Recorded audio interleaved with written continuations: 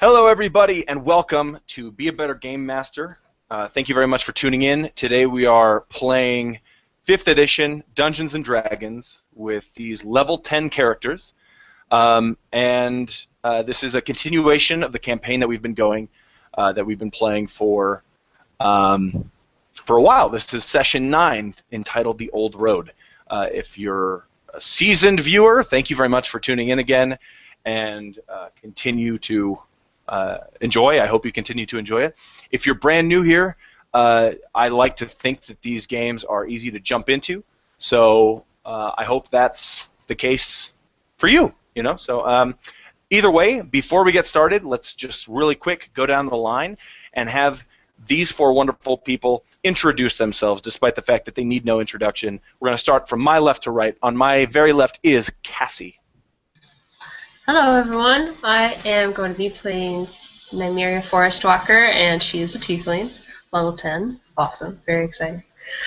She's also a druid, and I myself am Fox Cunning Trickster, going to be running the business Porch Pottery soon, and maybe we'll hear more about that later. So excited, about time.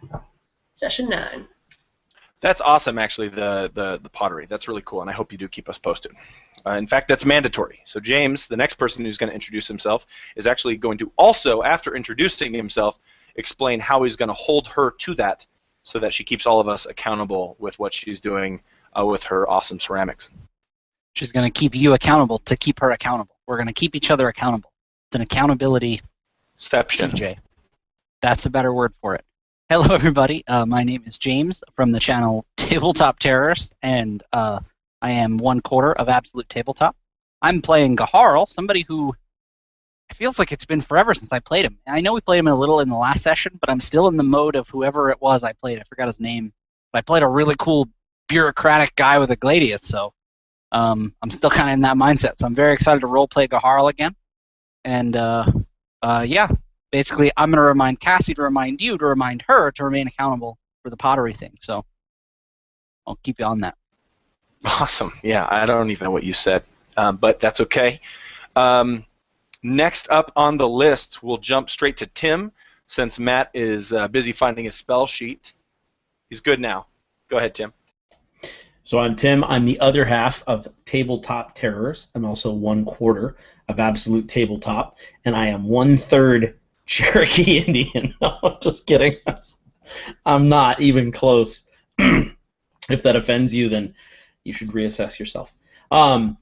So I want to encourage you to head over and check out our channel if you love Barker's videos, because we had the unique and distinct pleasure to have Barker here in Florida. And if you go to the Tabletop Terror channel right now, the last few videos, if you want to see Barker doing his thing, was like my favorite videos to make, and he blessed us with his presence on our channel. I'm playing the Bard Quintrek Coppermist, and I'm very excited to get back into the winds. It was awesome making those videos, Tim. Actually, my favorite part was sitting in between you and James as if I was laying in some sort of fleshy sarcophagus. I'm not kidding at all. Their shoulders are large. I called it flesh sarcophagus. Tim's shoulders are like both freaking Death Stars. The first one and the third one. It's like Matt, go ahead. Ham sandwich. Introduce yourself. It's like 2 planets. Introduce yourself, Matt. I'm Matt. I run the channel A Fistful of Dice, and I'll be playing Orin Bramble, who is a gnomish warlock who lost his voice a long time ago, and he uses his best friend and traveling companion, Pebble, the sometimes owl, as his interpreter, essentially. What I'm going to plug tonight actually is I want you all to head over to, at some point, head over to our buddy Nate's channel, WASD20, because right now he has this awesome mapping contest going on for the summer through like mid-July, July 14th or 15th. He's got this mapping contest going on where you can go over there and you can get this landmass that he drew. It's basically like a coastline, and you can make your own map with it. So I made my map and it was really fun to draw. I took Nate's coastline and I inverted it and then flipped it over, so I broke all the rules in doing so, but it was a lot of fun, and I came up with kind of a cool concept for that. So if you're looking for a way to get inspired and do some mapping, do some drawing, flesh out your world, come up with some cool ideas, go check it out. He's got some really cool prizes. So, yeah. Awesome. Yeah, for sure. Also, speaking of maps, pretty soon Matt's Aeronaut map is going to be up on our website, absolutetabletop.com, and so I'm really excited to put one of those on my wall. So, anyway, you guys want to play some D&D? Yeah. Yeah, maybe. Okay. I think everybody said yeah, but I was doing A lot. Yes, let's go. I was laughing at James, who said that my gut is like the Starkiller base. He did say that in the chat. Yeah, I didn't say it out loud because I thought it would be me, life, but it was fact of science. Cool. Let's do this. Previously, on the winds of Salin, a group of 4 adventurers land in the northern region of Ankea, called Salin. There, they discover a beautiful and magical landscape, albeit somewhat troubled, and at the whims of multiple colonial powers, but it's beautiful and magical nonetheless. Salin's most notable feature is the crimson wood, and you see it. Beautiful. Red leaves, white trunk trees. It's a vast and incredibly magical forest, filled to the brim with wonders and dangers alike. You see a fair elven woman, Lady Orin of Aurora, may she rest in peace. "Solve the murder of my husband," she said, "and we will clear the old road and begin trading with the other cities in Salin once again." And let me tell you what, that's exactly what these 4 adventurers did. They've been solving problems left and right, saving lives. Hell, they even saved my life. I mean, they've become known in the region as some sort of superheroes, and that ain't up to me, if I'm honest. And sure, they crashed a local Khan's ship into the middle of the magical forest, but we don't really hold that against them here. Either way, I'm getting ahead of myself. You see, that's when something terrible happened. See, these 4 winds of Salin, as they're being called right now, they don't know much about the war that's going on outside of the region.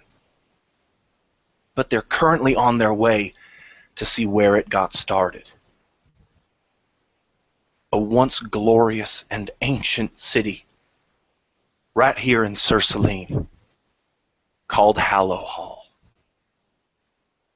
A city that has just collapsed. Nymeria, you hear the voice of a little girl as you're strapping on your gear, arming yourself, getting ready for the journey. You assume you might fly, you're not sure. Your journey to Hallowhall, as you've all decided to go. "The snow is weird," you hear this girl's voice behind you as she stands in the doorway of this dwarven longhouse. "Come look. The snow is weird." Well, Nymeria's like tugging a boot on casually, putting a cloak around his shoulders, and comes to the door looking down at the little girl. "What's wrong?" "What do you mean weird?" And she looks up. "It just seems like snow." And she just tries to look closely at it, kind of uncertain. For sure. It's cold outside, but it's strangely not so cold as it might be if it were actually snowing. Quintrek, you walk out of your own longhouse and see Nymeria looking up at the snow, maybe catching a few flakes, Nymeria, and it's gray against your hand, and you rub it against your skin, and you see that it is ash falling from the sky. Quintrek, go ahead and describe yourself, having just walked out of the longhouse. Quintrek looks much more normal, even as a wind. Perhaps he's used the powers that were granted to him through the armor that he wears to subdue his appearance. Being a half-drow, that can be alarming, and being a half-drow with bat wings and a face that looks bruised is even worse. So, as the pieces of ash fall and hit, it's almost as though they interrupt whatever magic he's using to look more normal. And as the ash hits, it's like black ink that ripples and fades on his cheeks. And he holds out his hand, and as some of the ash falls into it, he smears it.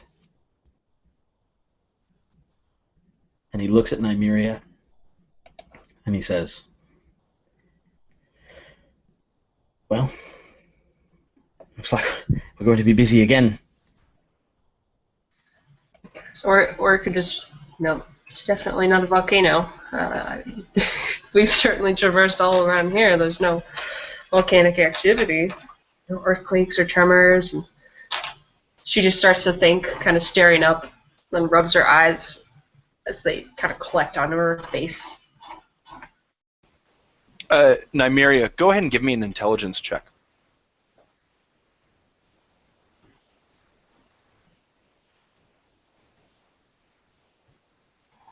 11. 11. You've never seen anything like this. Now, to be sure, you are no stranger to forest fires, and you've been near some in the old wood elven village that you used to call home for a short time.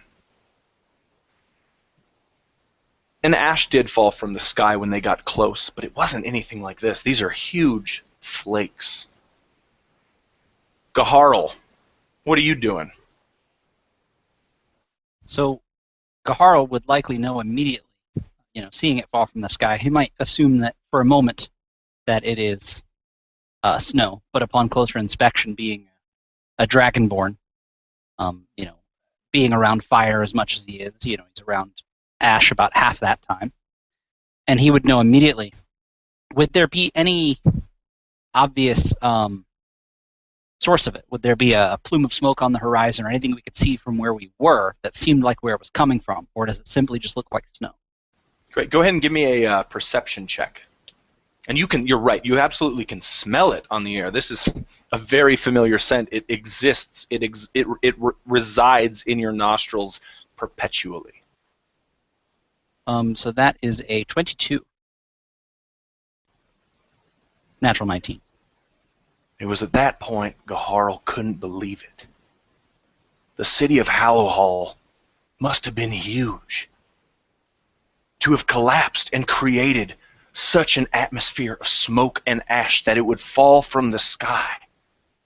But here it was. And as he scanned the horizon, he saw in the distance a dark epicenter of smoky clouds. Yep, that was Hallowhall.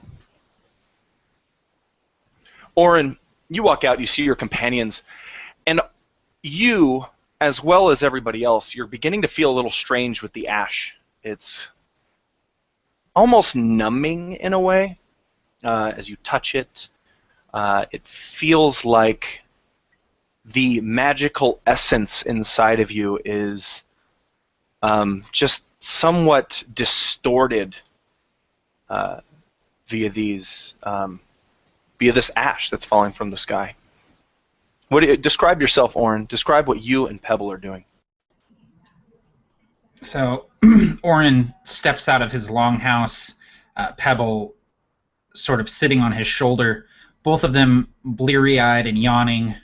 Orin kind of messes up his hair as it's kind of laying down too flat on one side from him sleeping. And immediately he sees the ash falling, and he sticks his tongue out to catch a flake of what he thinks is snow, but as soon as it hits his tongue, he kind of gets this odd face and spits on the ground. he catches some of the ash in his hand and rubs it between his fingers, and it's charcoal between his fingers, black and greasy on his hand. And he's overcome with this strange sense of deja vu. He's had ash in his hands like this before, but trying to find that memory is like rummaging through a messy drawer. He just can't find exactly what he's looking like. There's just disjointed images and feelings and sounds and smells, but he knows that this is something that he's seen before. And as that strange feeling sort of leaches into his bones and he feels the magic inside of him sort of writhing, he sort of shifts uncomfortably, moves over to the winds, and Pebble, who is getting grayer by the minute, Pebble says, "Well, this is an ill omen to wake up to. Anyone know what's happening?"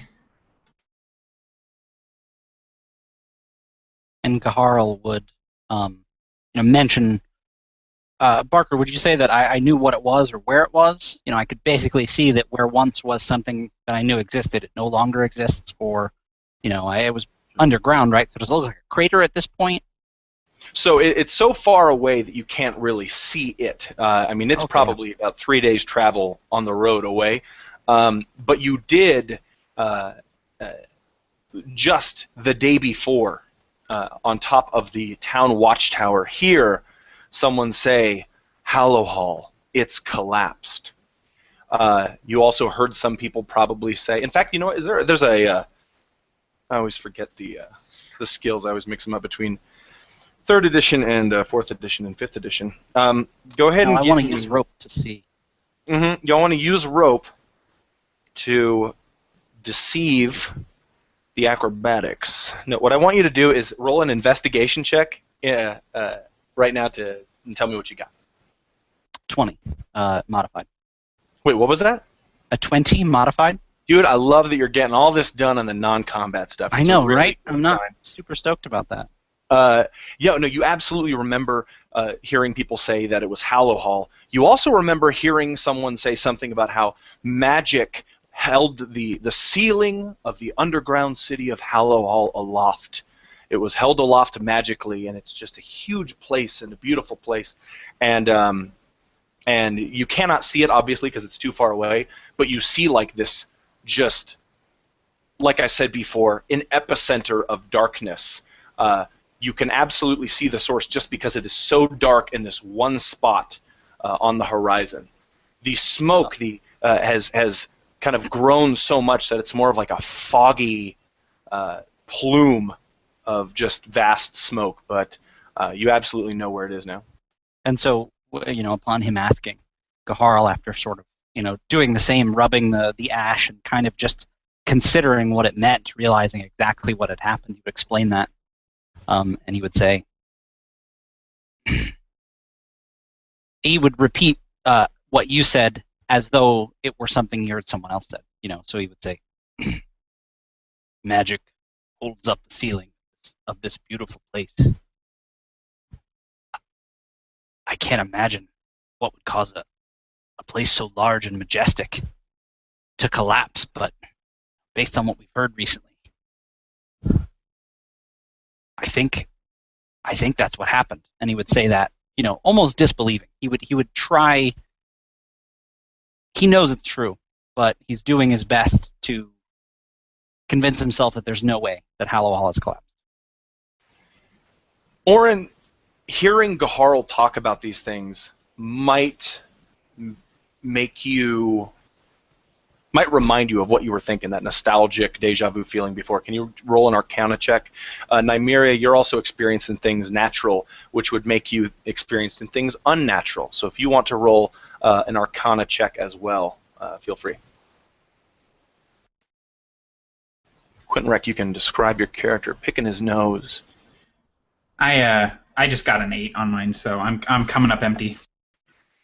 Well, I got a... Oh my goodness, where is it? Right, I got a modified 21. Okay.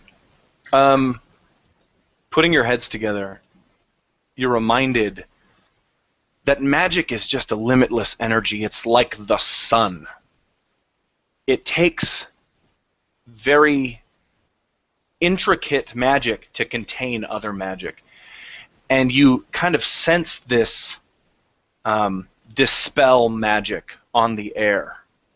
And it would remind you that perhaps the dispel magic was used to keep the ceiling held up instead of just constantly exploding outwards. So, yes, magic has been dispelled in order to kind of restrict it, and it's currently snowing down from the sky. You can also feel it on your back as the place where, if you desired, you could fold out your broad wings is now feeling more numb. We should go investigate. Right, that is kind of our job now, isn't it? And upon saying that, excuse me, swallowed something wrong. Gaharl swallowed some of the ash. Gaharl would say, especially considering these new powers and, well, things Tritherian asks for, I do think it's our duty to at least check it out. I still can't believe it. Say that last part again for me, James. It sounded like you were cutting out just a little bit for me. Gaharl says, I still can't believe it.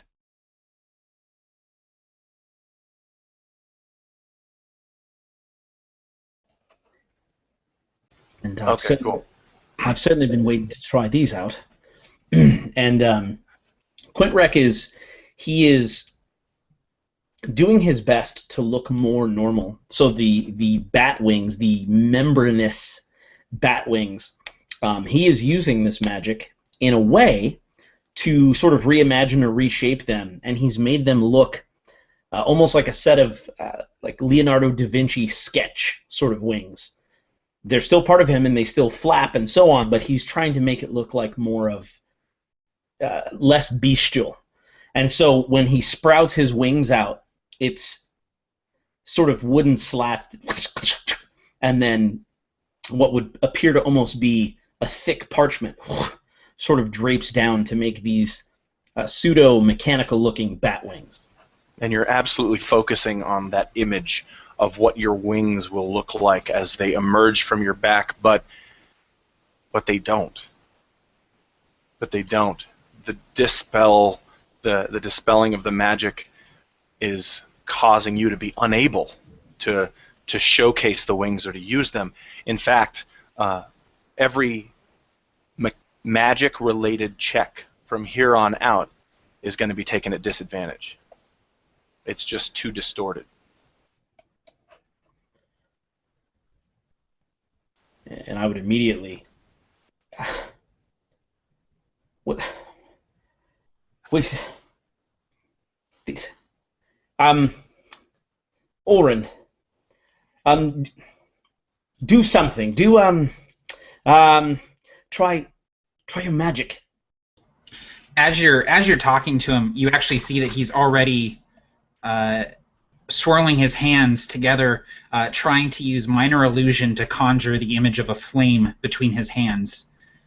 And I imagine that you see a sputter of light, you see the suggestion of a flickering flame. But Orin kind of drops his hands to his sides and looks up at you from under his spiky hair, and Pebble just kind of shakes his head, ash flying off from between his feathers, and he says, "It's no good. The ash it's affecting our magic somehow." Similarly, Gaharl would he'd be holding his battle axe, and he'd sort of be just trying to, using the light cantrip, make it glow. And the same thing, it would, you'd almost see a spark or a flicker, and he'd shake some of the ash off that's collecting on it, and it would be the same thing. It would basically, it'll light a little, and sort of, you can tell it's just having trouble. Nymeria too. She'd try to conjure up like her basic thorn with one of her, go-to weapons, and rather than, seeming to be cast from the hip, she pulls out a blade of grass instead of the vine. Nice. It doesn't take long for the people of Maricor to come out to the streets. They know who you are. They know where you're going. Their mountain dwarf brethren are in trouble. You can decide for yourselves whether or not you know or have heard rumors of war at Hallowhall.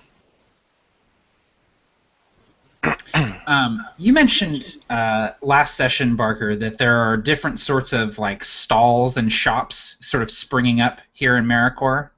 Yep. Would I know of a place where I could procure a ranged weapon of some kind, a crossbow, a sling, something like that? So, weapons have actually been outlawed in Maricor. Very good question. I see what you're doing. Okay. I see what's up. No, and the reason they've been outlawed, whether you know this or not, is because a lot of people are afraid of the war coming to Salin. Gotcha. And even Khanbadaris, even though, the war has, maybe even brought more people here fleeing it, they don't want it all the way here.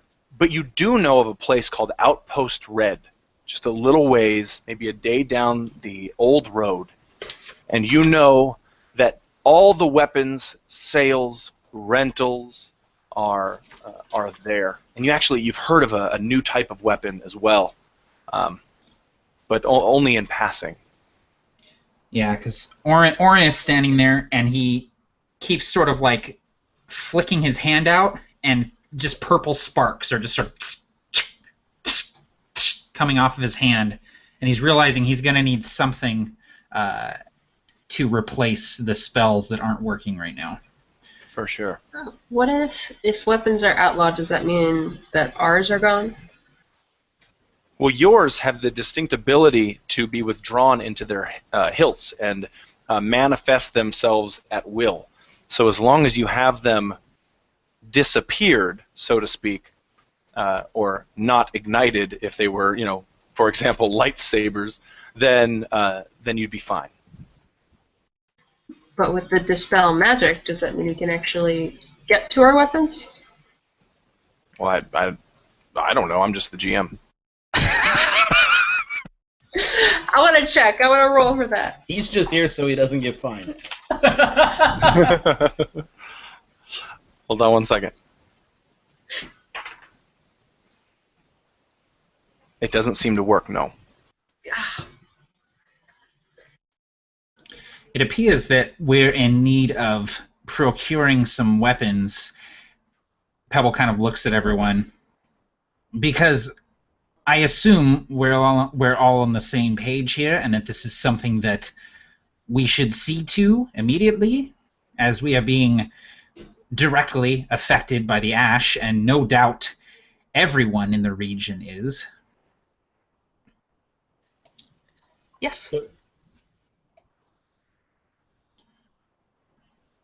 We might want to see about... Well, no, airships wouldn't work either. We have quite the walk ahead of us, I think. Even if the airships were working well. Who's going to give us one of those? We crashed the last one.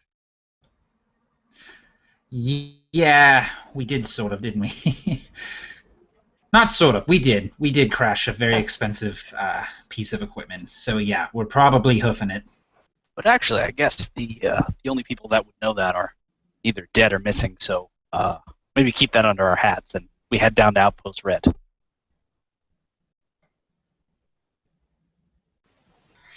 The crowd... Fine with me. Go ahead. What was that? It's fine with me. The crowd flanking the road in front of you, out of Maricor, to the west. Many of the people there are holding red leaves from the forest. As you walk by, they hold them out, and the leaves dissipate into dust. as the people say their goodbyes, like to the winds, and the dust will flow outward into the forest from whence it came. It's a solemn sight. But after you get out of town and get down the road, see, that's exactly when the adventure started. And I don't know about you, but I'm a big fan of adventure. Not the fighting stuff, not the romantic stuff. No. I love the traveling, the long distances, the new places, distant lands, both beautiful and terrifying. It doesn't take you long, perhaps later in the day, to see a couple of people in the road on your way to the west. You're shielded from the top by the crimson leaves, and you soon discover that this road is clear. It's been some time since you helped out the population of Myra by destroying that mimic, but whether or not the elves have kept their power here in Sur Salin, they've definitely kept their word, and they have cleared the road for you, for trade, and for the region. You see a couple dwarves up ahead of you. They're wearing these fur caps, and they're holding what look to be slender bow staves. And they seem to be arguing about something, or in fact, the one on the right, whose furry cap is black, seems to be humorously insulting the shorter, fatter one on the left with his white fur cap. And you approach and hear the short, fat one turn to you and say, "Ahoy there!" And he nods. Gaharl would sort of wave, but stay a little further back, as he's still not sure how everybody feels about Dragonborn. He doesn't see them often enough to expect that he can walk up to some people half his height and just have a normal conversation. They wave back, but only for an instant, when the short, fat one says, "Doron, look! It's them, right? It's them! The winds!" And the other one, who's a female dwarf, says, "No, that cannot be the winds." And she looks to you and says, "Oh, by my beard, it is the winds," as you approach them. Unless you know of another group of people traveling with a dragonborn, a tiefling, and a talking owl, then yes, we're the winds. They give you that very common look that they always give when Pebble opens his mouth to speak instead of Orin. You know it all too well. And Orin kind of gets this smirk on his face because even if he doesn't admit it, he enjoys it, people's reactions to it. So he sort of just strides forward confidently and extends his hand, and Pebble says, "I'm Pebble. He's Orin. Pleased to meet you." The tall one says, "I am Doron. This is my brother, Moron." And they both hold out their hands to shake, holding these very strange weapons that you've never seen before in their hands. What do these weapons look like? I want you to picture a slender broomstick that is flared on one end, and they are all intricately, almost decorated in metal pieces. Very beautiful. Very strange. And actually, Moron sees you looking at it and says, "Oh yes, look, this is the new weapon that the leaders, our great Khans, have provided the Old Road Guard." And he holds it up and says, "We call it a waffle." And Doran says, "It's called a rifle, you moron." And Moron says, "Yes, yes, perhaps I'm just hungry." And Quint looks in the barrel of this rifle. He says, "How is this a weapon?" No, don't do that. Jeez, no, back away. Oh, look at this, Doran. I'm about to teach a wind something. And he explains the concept of the musket to you as if he was reading it out of the user manual.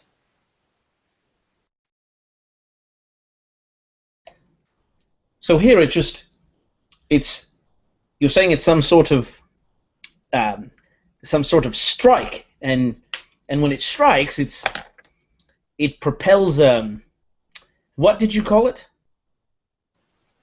Well, this is yeah, well, and as he drifts away from the owner's manual words that he has memorized, he doesn't know much about it, and Doran just snatches his away, so she's holding two, and holds it out in front of you, and says, "Look at the forest there. Yes, point it that way, anywhere you'd like." No, that's not that way. You put this against your shoulder, not the other part. You'll shoot yourself. It operates very similar to a crossbow. You activate the action here, right? And then, well, everybody else, plug your ears. Yes. So, where do I... It doesn't appear to be loaded. Where is the arrow for this waffle? They're looking at you intently, and Doran says, "Pull the trigger." Well, if you say so. And Quint Wreck is thrown backwards. Just creamed. He flips and is probably in the dirt. Because he absolutely wasn't expecting that. He was expecting the recoil of a crossbow, maybe. And Gaharl, having never seen something like this, would expect, that he's been hit or that there's battle, or so Gaharl immediately, readies, is alert, and looks around and rushes to help Quint Wreck up, but trying to find whatever it was that seemingly attacked him.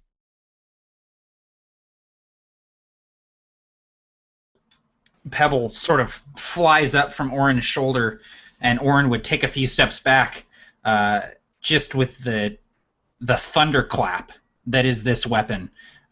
Not even Orin's witch bolt spell makes a sound like that, and so he sort of takes a few steps back, and the smell that emanates from this weapon, this sort of like sulfuric brimstone smell, just kind of makes Orin wrinkle his nose. He immediately develops a distaste for them. I think Nymeria, just kind of in fright, she would jump, kind of freeze there, and her sparks would come from her hands as if she was trying to cast a spell, but of course fails. That's awesome. That's fantastic. And you saw this white just plume of smoke emerge from the end of the the rifle, and you see in the distance a piece of a tree, a very, very slender crimson wood tree, just split outward, a blast of splinters towards the right side, and the tree itself, you hear the as the tree falls in the forest, makes the sound, and gets cut down. And every leaf on the tree immediately plumes into dust as it does so. Yes, that's exactly how you do it. And Moron and Doran actually kind of high-five a little bit, and don't rush to help you, Quint. That's exactly how it's done. What do you do? I steady myself on my palms as some red leaves stick to my shirt, and I kind of, brush my hair aside a little. That was tremendous. That was truly. Where do I get one? Well, they're very expensive. And he grabs it from you. and pulls it out of your hand and just kind of holds it aloft as if he's a very big deal. And Doron says, he doesn't know. Truth be told, have you seen the cheeky fellow? Yes, that was in Maricor recently. He talked like this, and he was selling these weapons. He was from where do you call it? The Durakis Initiative is where he was from. He had the chap who wanted our memories. Yes. Yes. He sold all of these weapons to the Khans, and all he asked was for a few of the Khan's own children's toys. That was it. Very easy. I would take that deal in a million years. And he looks up and doesn't quite understand the reference he just made, or the figure of speech. But she nods anyway. And after sort of all this excitement, and mentioning the Durakis Initiative, it's almost as though Gaharlam suddenly remembers why they're traveling. And he says, have you heard news from Hallowhall? Go ahead and well, you know what? Actually, no, that's not your roll. I'll go ahead and roll. I'll see. I'll roll if I want to. I'll get a 1. Get it out of the way. So initiative when that happens. I got a 16, so whatever. They both look very solemn and sad. And, they set the rifles down, their butts on the ground, and they just kind of lean against him. And you see Doron put her arm over Moron, and she looks up to you and says, Our brother was in Hallowhall, as far as we know. His name was Poron.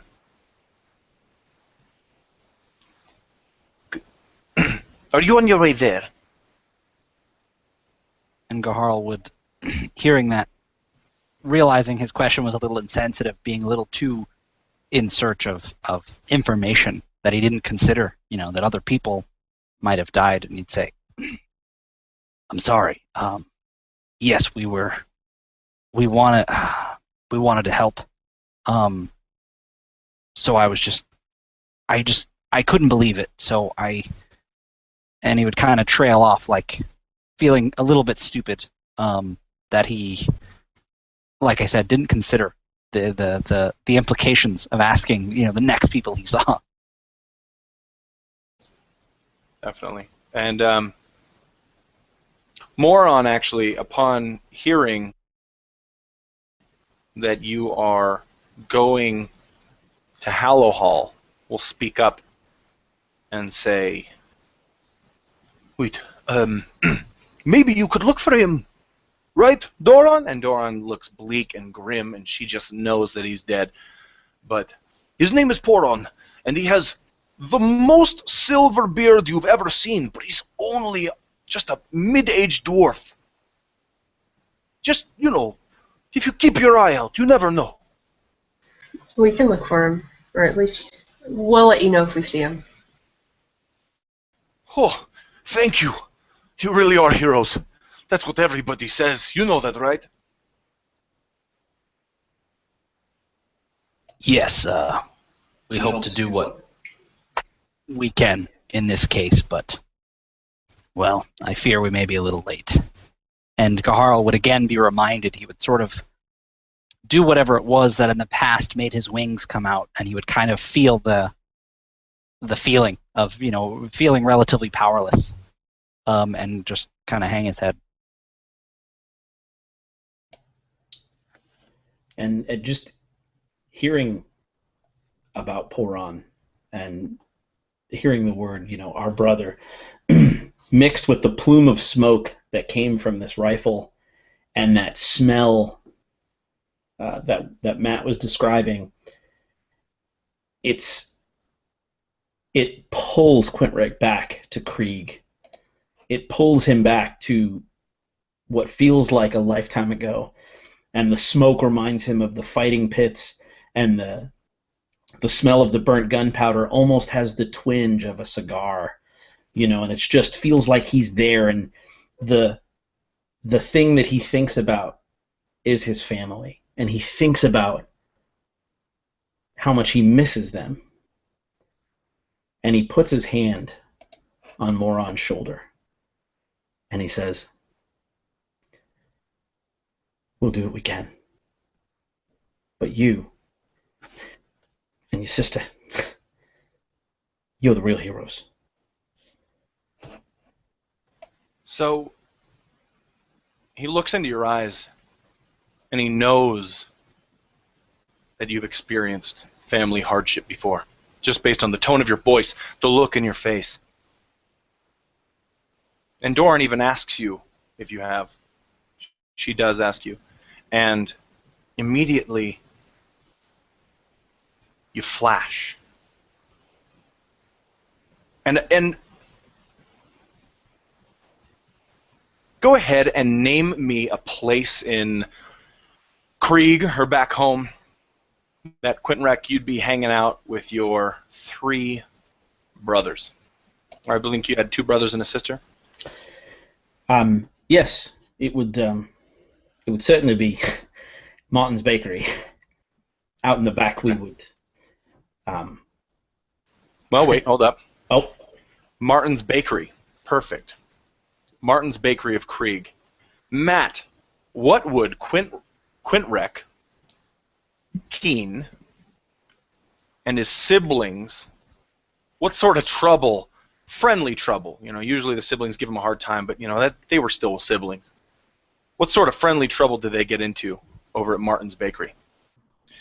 So Martin would make these really savory, really filling tundra mushroom meat pies, just with this really herbaceous gravy, lots of like root vegetables in there, and just a ton of these really meaty mushrooms. And he would bake a dozen of them a day, and he would set them out on the windowsill to cool.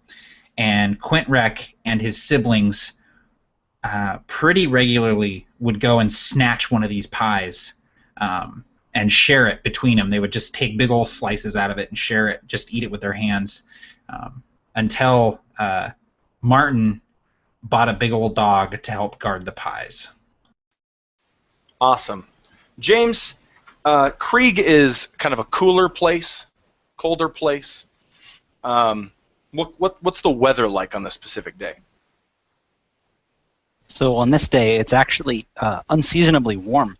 It's a day that they're very happy to be outside, and even despite this sort of slightly warmer weather, they're very happy to eat this pie with their hands, almost burning their fingers as they sort of cut into this pie and sort of dig into it with their hands as they've just snatched it and just run around the corner. Beads of sweat, building up, but a very, very light and not quite enough breeze sort of blowing and cooling them off slightly. Fantastic. Go ahead and ask Cassie what the type of it's summer, right? Or excuse me, it's warm outside. What time of day is it, Cassie?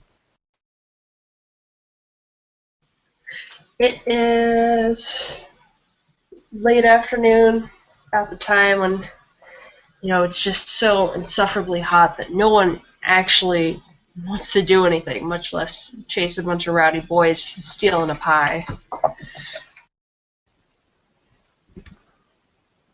So let me tell you a story.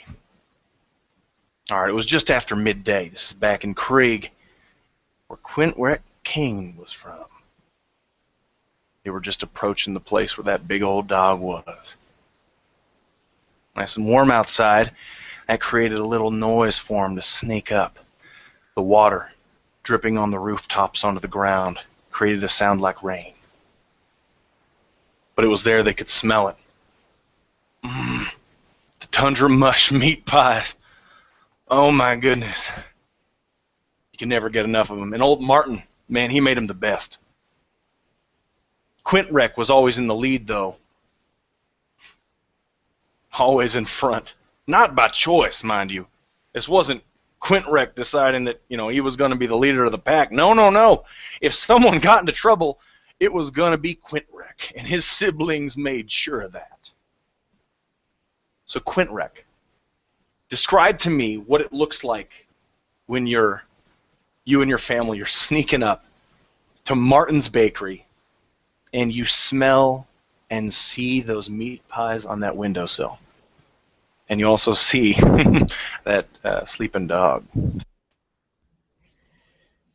So you'd never know that it was me and my family sneaking up, because they were hidden behind whatever they could find a good 15 feet away as they sent me up.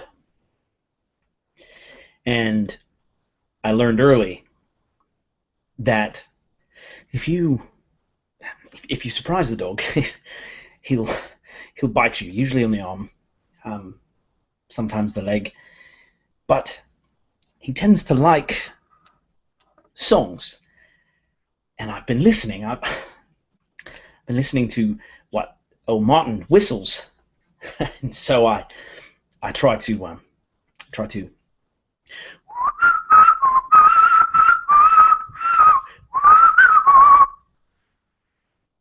and I try to wake the dog like that, and he's usually a lot more playful. But that's go ahead and take a point of inspiration there, Quint. Give me a perform roll and write it in the chat, please, as the next person in the line. Matt, I'm not sure we named Quint's siblings, but Quint, if you want a quick name your two brothers and sister in the chat, that'd be phenomenal. So I will actually, I'm going to end up with Dick Butt Moon here, but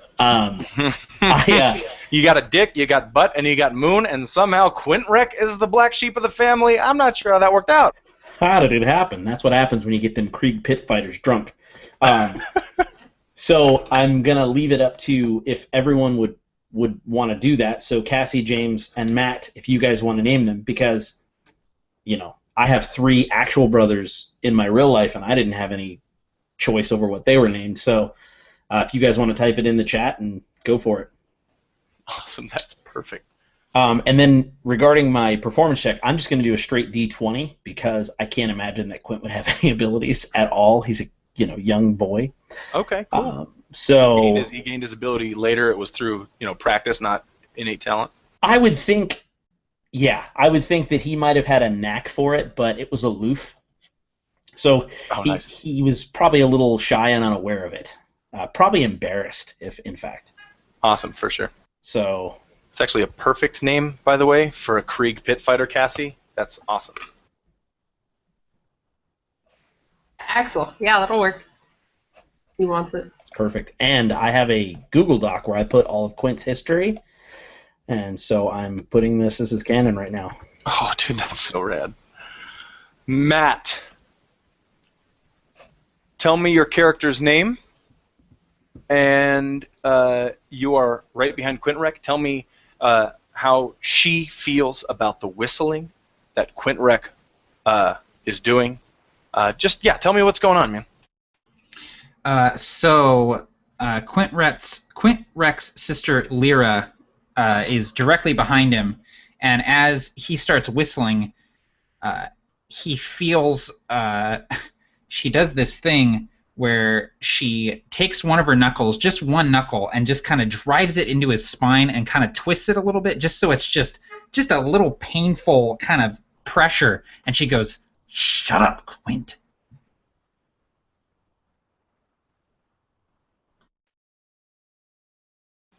Go ahead, Quint.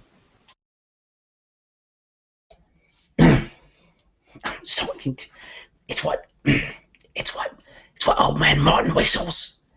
It's if the dog thinks that we're friendly, it won't bite me again.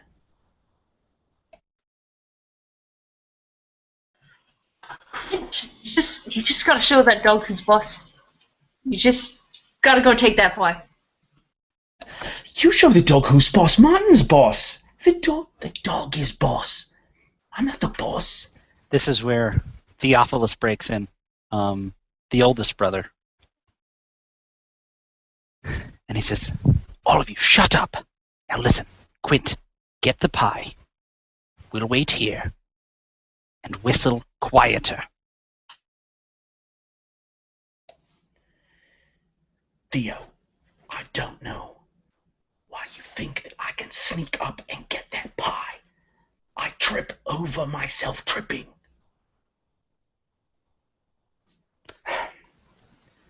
No, just watch. Jeez. I'll go get it. I will go get the damn pie. Wait, no. You're clumsier than I am. She's already doing it. She's already doing it, Quint Rex. She's already on her way. He's completely ignoring you. Sorry, Axel's completely ignoring you. Go ahead and roll me a stealth check, Axel. You have we'll say, hold on, let me see. You're the dexterous one of the family. So you go ahead and roll it at +2 is, we're going to say your... Oh, wow. Beautiful. Quintrek, at that point, Quintrek was terrified, let me tell you what. But as Axel maneuvered over past the dog, stepping in between legs, over the tail, over the dog itself, the thing might have been a bear. I could be getting the story entirely wrong here, but there it was in front of her. The wonderful tundra mush meat pie. Now, she could only carry 2, so there was going to have to be some sort of assembly line here. And that was where Lyra decided to come in.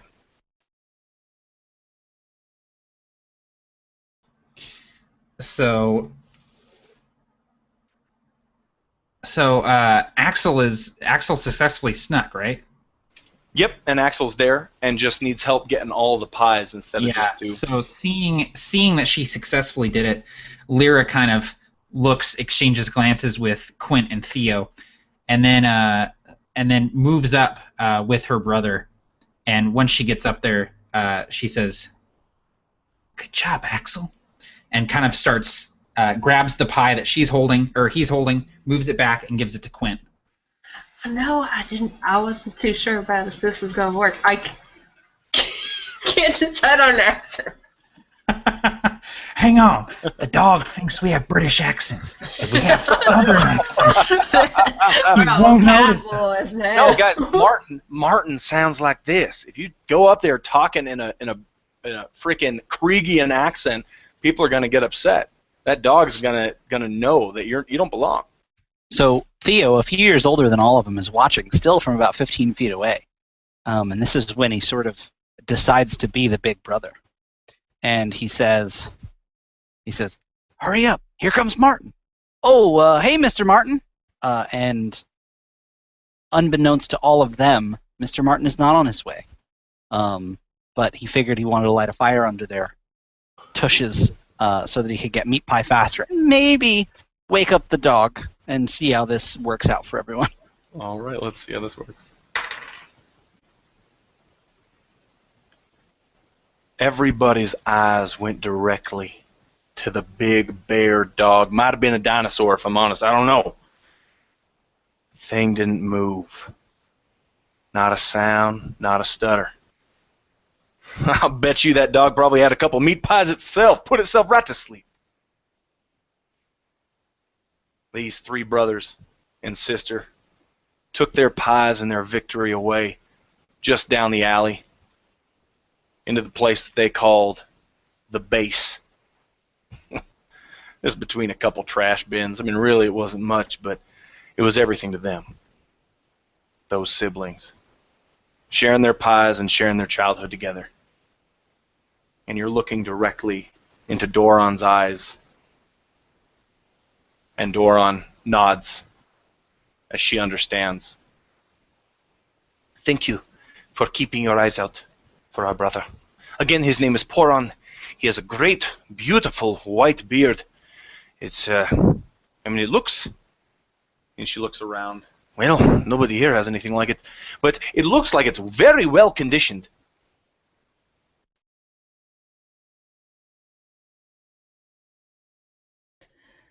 And Quint would say, I will keep my eye out for a silver, well-conditioned beard on a dwarf that I find healthy and happy. Smiles, nods, and handshakes are what you receive before you continue down the old road. Shouldn't be much further now till Outpost Red. Go ahead.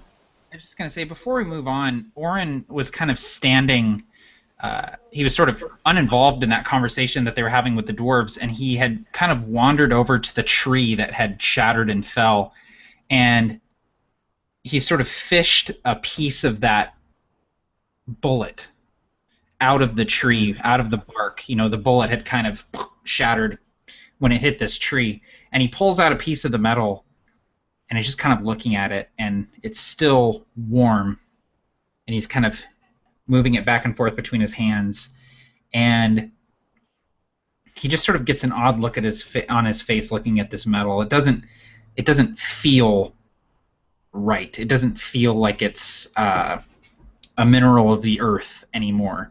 And he sort of just drops this shard of bullet on the ground and looks up and sees that his friends are moving on and quickly trots to catch up with them. Very cool moment. It falls down into the dirt, doesn't roll. So it was actually, one thing you might have noticed is that it was incredibly heavy, even though it was obviously not the full thing. Still very heavy. Is there anything you'd like to say to each other, any conversation, while you're on your way to what you presume will be Outpost Red? Probably not, but an hour away. How long do you all think it'll be till we get our magic back?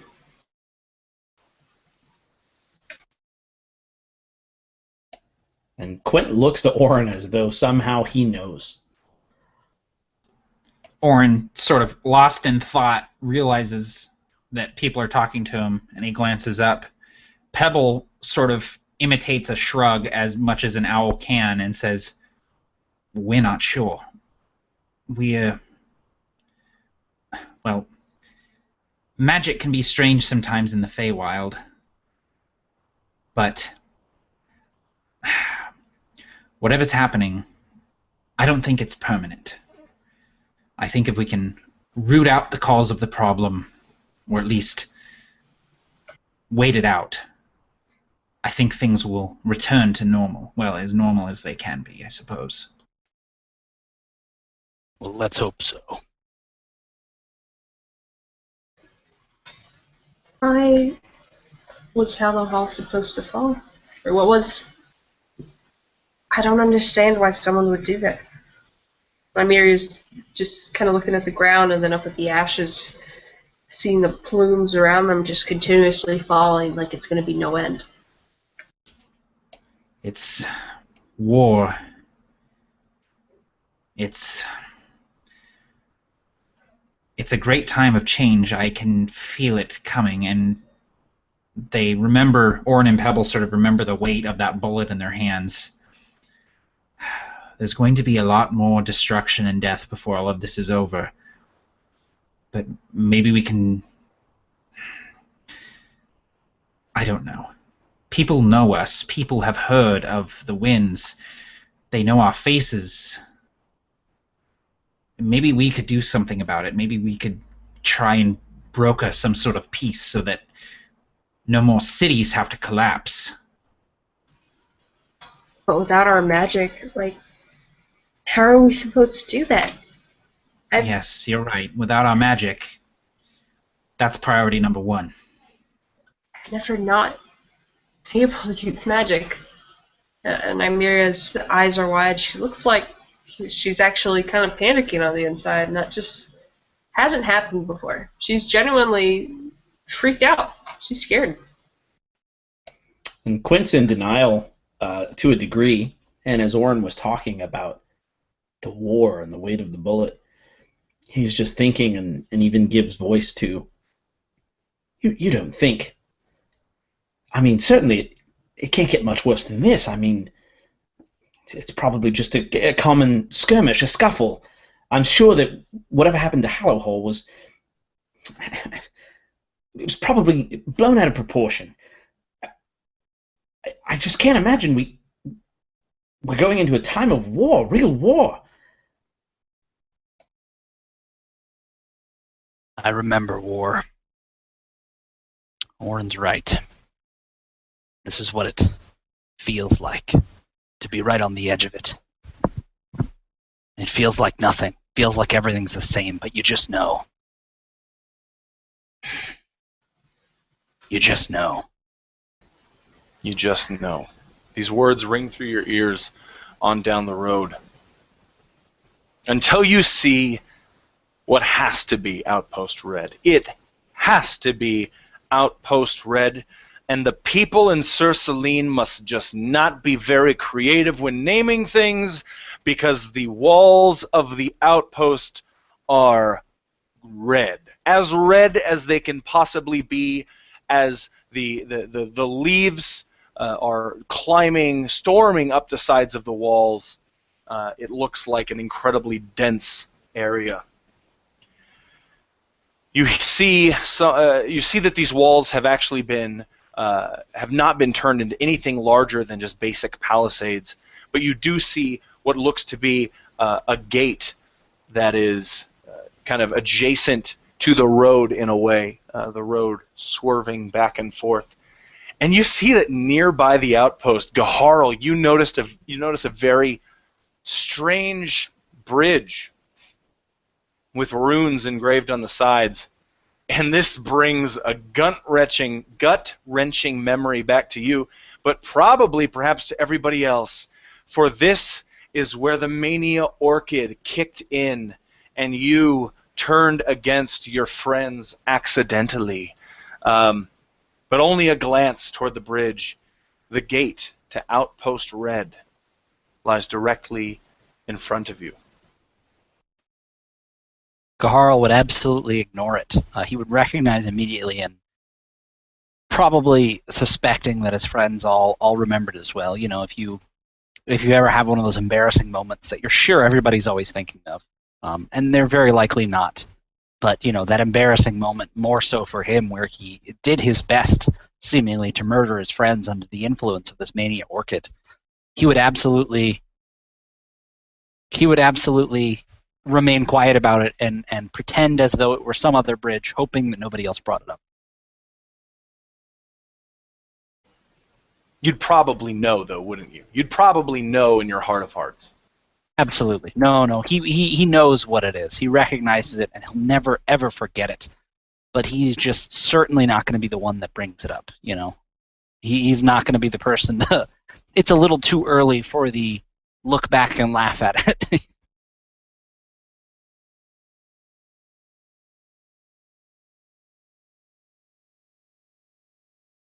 Anyone can take it from here.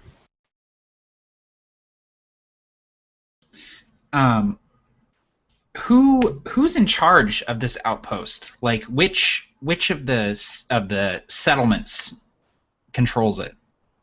Go ahead and pick a check that you want to roll, whether it's, you know, history or investigation might be a good one, and you roll for me. And based on your score and based on what type of skill you're rolling, I'll tell you what you know about the place.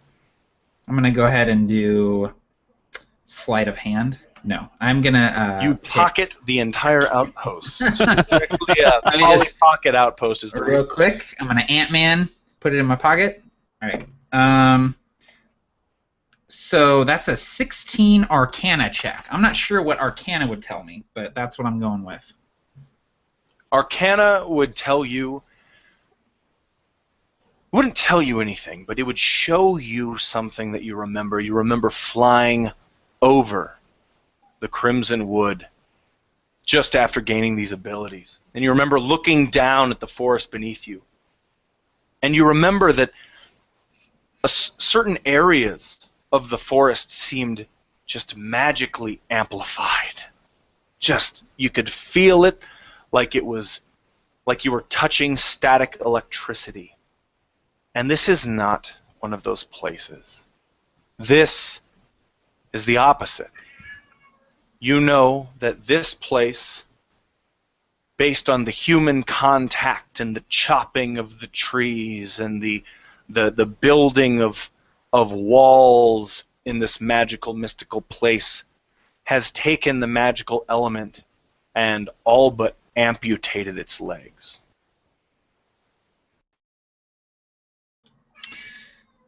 Orin would kind of get a sort of concerned look crossing his face. Pebble would shake more ash from his feathers and say, let's be quick here. I'd like to move on as quickly as possible. Hearing voices, you see a small slider just in the door, and you see a pair of eyes looking out at you. They're green, but the face around them is dirty. Hey, who goes there? We just want to pass through. And Gaharl would, sort of remembering the last few interactions he had, say, "It is the winds of Salin." And just leave it at that and see what this guy thinks of that. Oh, mother of every god. The winds are here. The winds, and the doors open up in front of you, and you see inside. It's a small village, even filled with people who look like they have freedom and excitement in their lives. They look like they have everything but showers or baths here at Outpost Red. These people are grimy and disgusting. Curse words flinging left and right. Everybody speaking common. You got dwarves, you got humans, you got elves. Everybody who is anybody in the adventuring world, everybody who has wanted to seek a life as an adventurer, has sought their way to Salin and sought their way to Outpost Red. All of Kanbaris's dreams of tourism in Salin have manifested themselves here. And you see it. You see market stalls. You see muddy ground. You see that the ceiling is red leaves, just like everywhere else in this forest. And you see an ominous gate at the opposite end, perhaps a quarter-mile away from you, at the opposite end here of the Outpost Red. It's an ominous dark gate that you can only assume leads into the deep forest where these people go adventuring. And Orin, what do you want to do in this place? I would try as much as possible to sort of fade into the crowd, which is difficult given the fact that I have this, flaming red hair sort of sticking out in all directions. So I would sort of try and use my size, my height to my advantage, and sort of, Pebble sort of whispers to his friends, we're going to find a weapon of some kind. We'll meet you at the fog gate.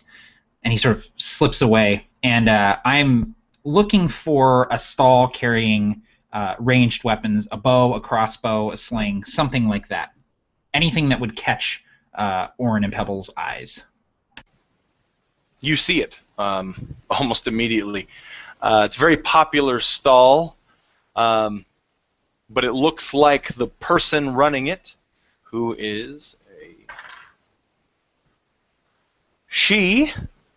you recognize her. You see her behind the counter, and you have this vague memory of her in the streets of Maricor performing magic tricks for children, and then looking at you with almost a disgusted little face, almost like, ugh, as she left. Could be someone else, but you're pretty sure it's her, and she looks at you now, and there's not an emoji in the world of Apple or droid that could simulate this eye roll that she just gave you. But she has, you see crossbows, you see heavy crossbows, you see longbows, you see throwing daggers. Everything's got a little hint of rust or wear and tear on it, obviously. Nothing's very brand new. But the newest object there looks exactly like the weapons that Doron and Moron were holding up the road. Still a little rusted. Still a little beaten by the elements, touched by a lot of hands, but you do see the musket against that rack. What do you do? So Orin and Pebble kind of break through the crowd. They meet her gaze, and they sort of lock eyes with her, and Orin kind of gets that, like, I think I know this person, and then recognition, she does the eye roll. For a second, Orin thinks about just kind of turning around and going the other way and just being like, I bet there's more stalls, but he sort of musters up courage and kind of walks over and leans a little bit on the counter, and Pebble says, Hey, how's it going? I'm closed, little one. Be on your way. Everyone's off to the tavern now. You're closed? Yes, she says, shooing away the rest of her buyers. Very quickly, I'm sorry. We have gold. We just need a bow, a sling, something. We're going into the deep woods, and of course you are. Of course you're going into the deep woods, and of course you have gold. You're the winds of Sir Salin, and everybody's talking about you. But you never show your face. What have you done here? What have you done of import? Really? Orin just kind of like turns and starts walking away as she's ranting, just kind of like, okay. And Pebble says, okay, bye, thank you. And she says, what have you done? What have you done of import, really? I mean, no one's ever... We won't turn away gold. Come back here. What, oh, and he sort of turns around and goes back. And if you must know, we're going to Hallowhall to see what happened up there. We're trying to do something. She looks a little deadpan. Hallowhall. Something happened at Hallowhall. What was it? Well, we're not sure, but the ash that's falling from the sky, and there was a calamitous sound. Well, the rumors are that it's Hallowhall, that something's happened to the city. You look to the sky as you say the ash, and you realize that it's entirely possible she's been here in the forest for far longer than Hallowhall's been collapsed, and she just doesn't know about the ash falling from the sky.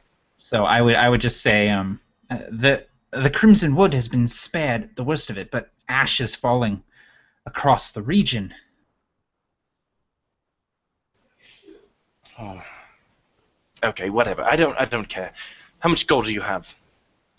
And Pebble kind of like taps Orin on the shoulder, and Orin was kind of spacing out. He shakes his head, starts rummaging through his pack.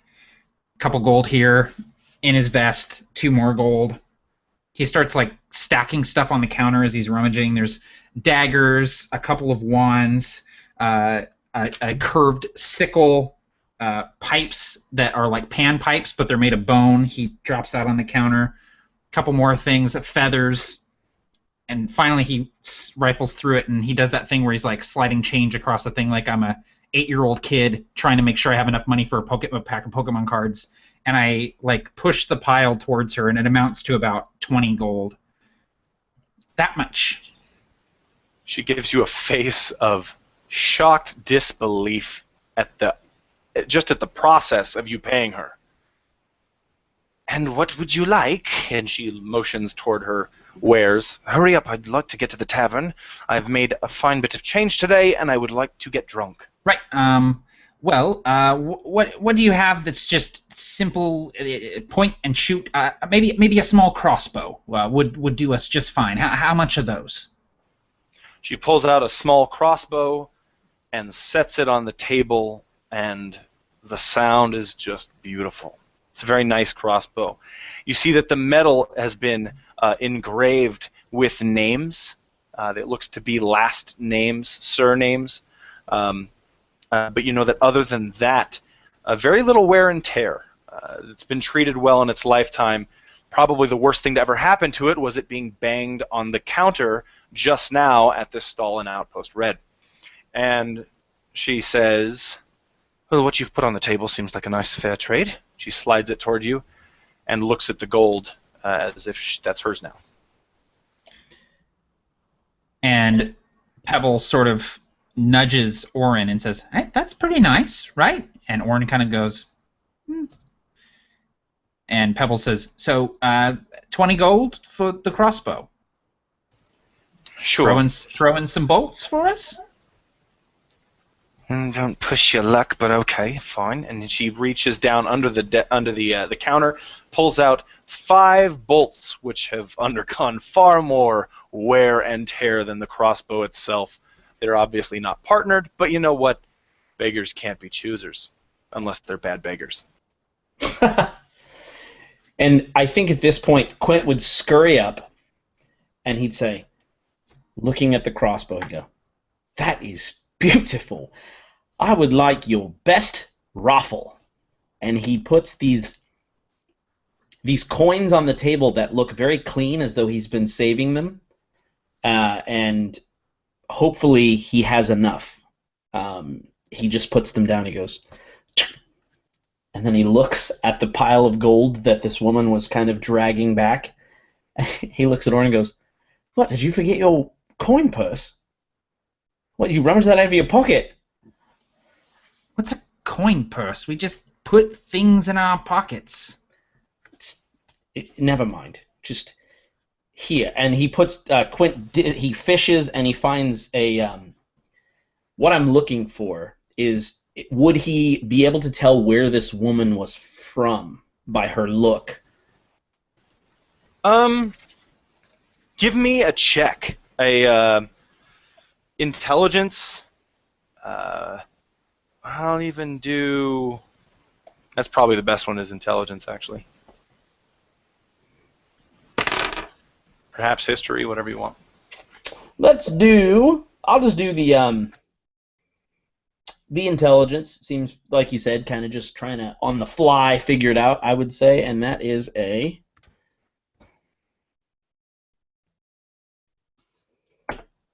All right. That's what you put into the chat, correct? Yes. Rectamundo.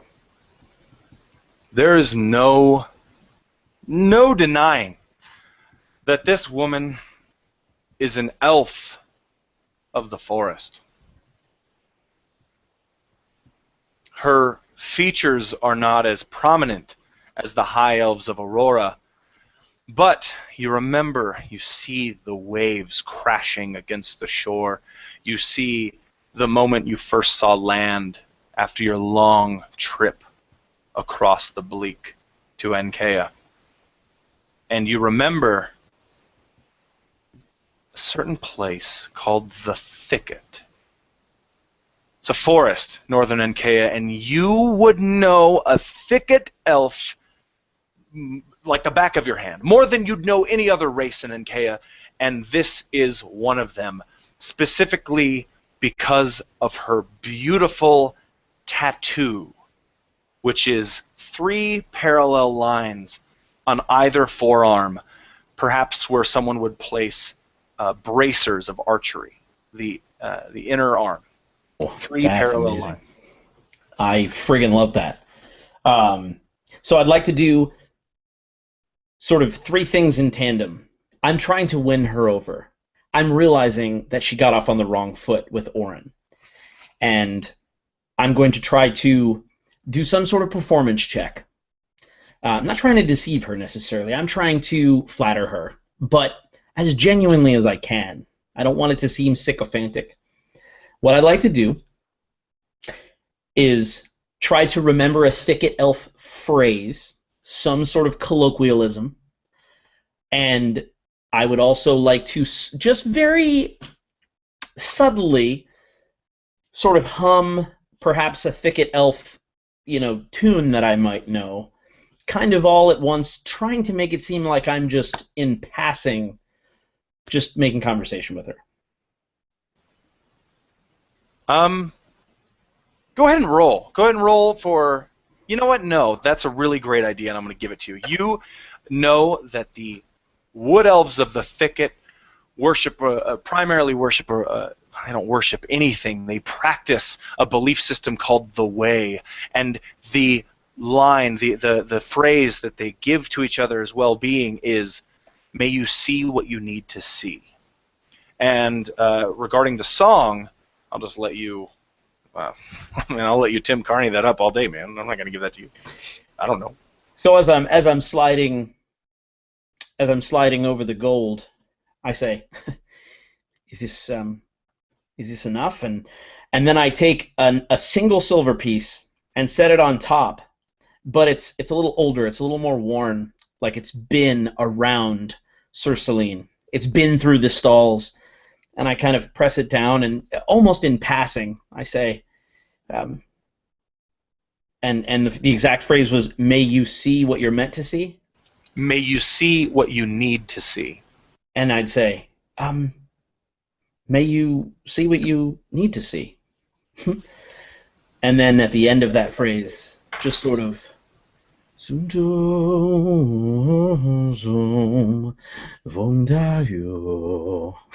sorry, I've got this stuck in my head. I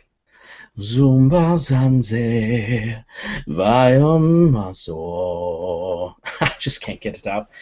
Anyway, hopefully that's enough. She looks at you and says, "I can never get it out of my head."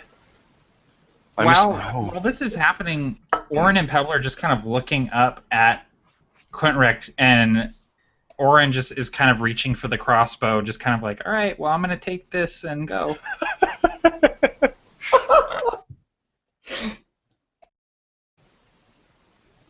What color are her eyes, Barker? You tell me. I want them to be a very pale green. Okay. And I want it to be that when we begin talking, it's almost as though they brighten just enough. And when she says, "I can never get it out of my mind," Quint just slides the gold across and sort of bows his head. She looks to it and then looks to the rifle, mentions the word raffle, and laughs at you for it, and then looks back at it again and looks to you and says, "I'm giving you one good deal on this rifle." And she picks it up, hands it to you. She says, "You won't get any ammunition from me, though. Not because it's too much money, but because I frankly don't have any." She hands it to you, scoops up the coin into her coin purse, holds out her hand in the customary wood elf greeting, and says, "My name is Caliph." And I lick it. No, I'm kidding. I lick it in the customary Krieg greeting. I lick it and I punch her in the face and I say, "May I see you in the ice That's ring." in character. That's it. Sorry. So I'm doing what my character would do. I think at this point, Quint genuinely becomes bashful. Like, he was trying to sort of lay it on, and then he realizes perhaps how pretty this woman is, and begins to kind of, he's a little more nervous. So instead of reaching out and like kissing it, I think he would sort of reach out and awkwardly like one up and down shake it, like nervous all of a sudden, and maybe be a little flush and say, "Thank you, my lady." She is confident in her demeanor, and she nods to you and continues packing up her things, but she has probably a curve at the corners of her lips now as she smiles through the rest of the day, or the rest of the next 10 minutes before she heads to the tavern, humming this song that she's probably never heard anyone locally hum. Nymeria, you see your friends finishing up their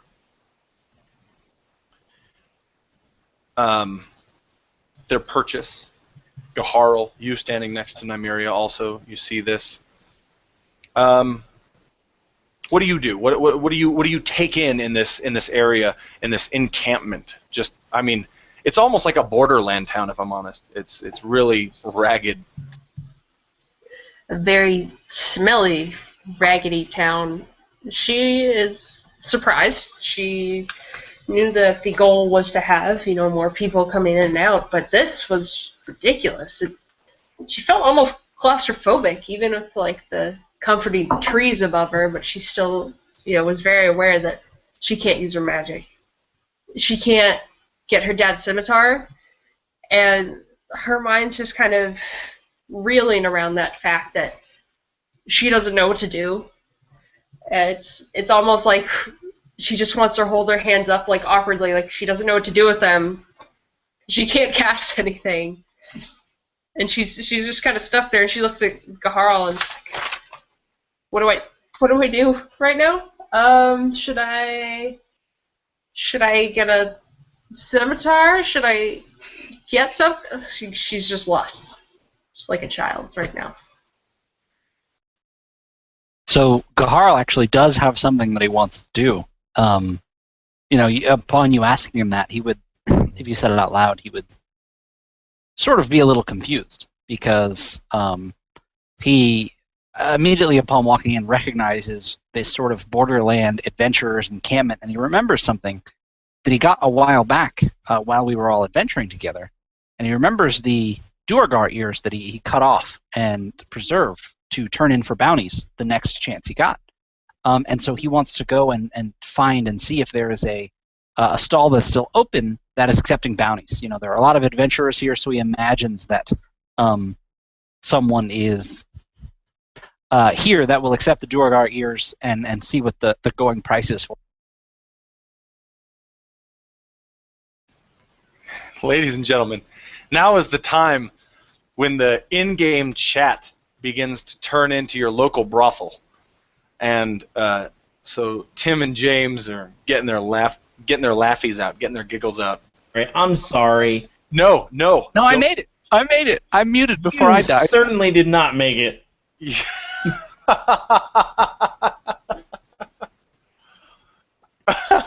You see, Gaharl, you see exactly what you're looking for on the side of what looks to be a tavern, and you know it's a tavern because it has just the most stupid, stereotypical name of a tavern you could possibly imagine, just engraved on the side of it.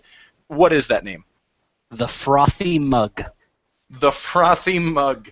It's disgusting how cliche this stupid name is. In fact, you're sure you've seen at least 2 other Frothy Mugs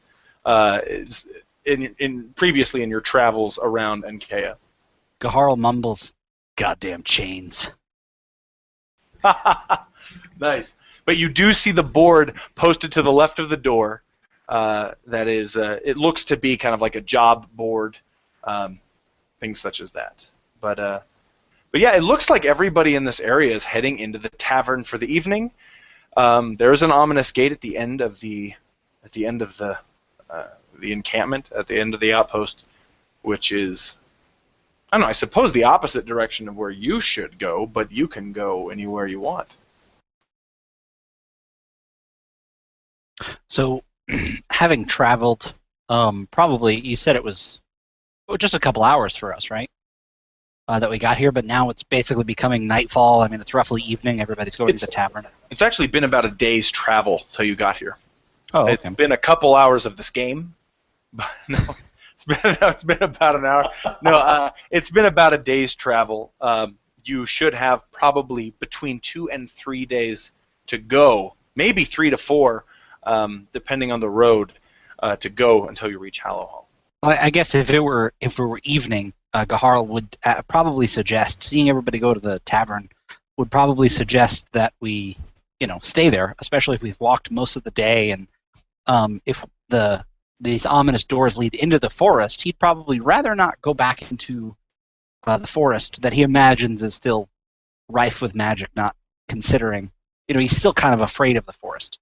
He doesn't consider that the dispelling of this ash maybe affected it, or that the leaves have fallen, any of that. He's just not keen on the idea of going in there if it's becoming evening, and he would suggest to the party that we do what everybody else is doing, go to the tavern, maybe try and find a room or something, not going into the, not going through this gate at night. I guess we can stay here. At this point, while Nymere's calmed down, she's settled into the fact that she likes this group and everything, but she's not comfortable in such close quarters with everyone else that she doesn't know.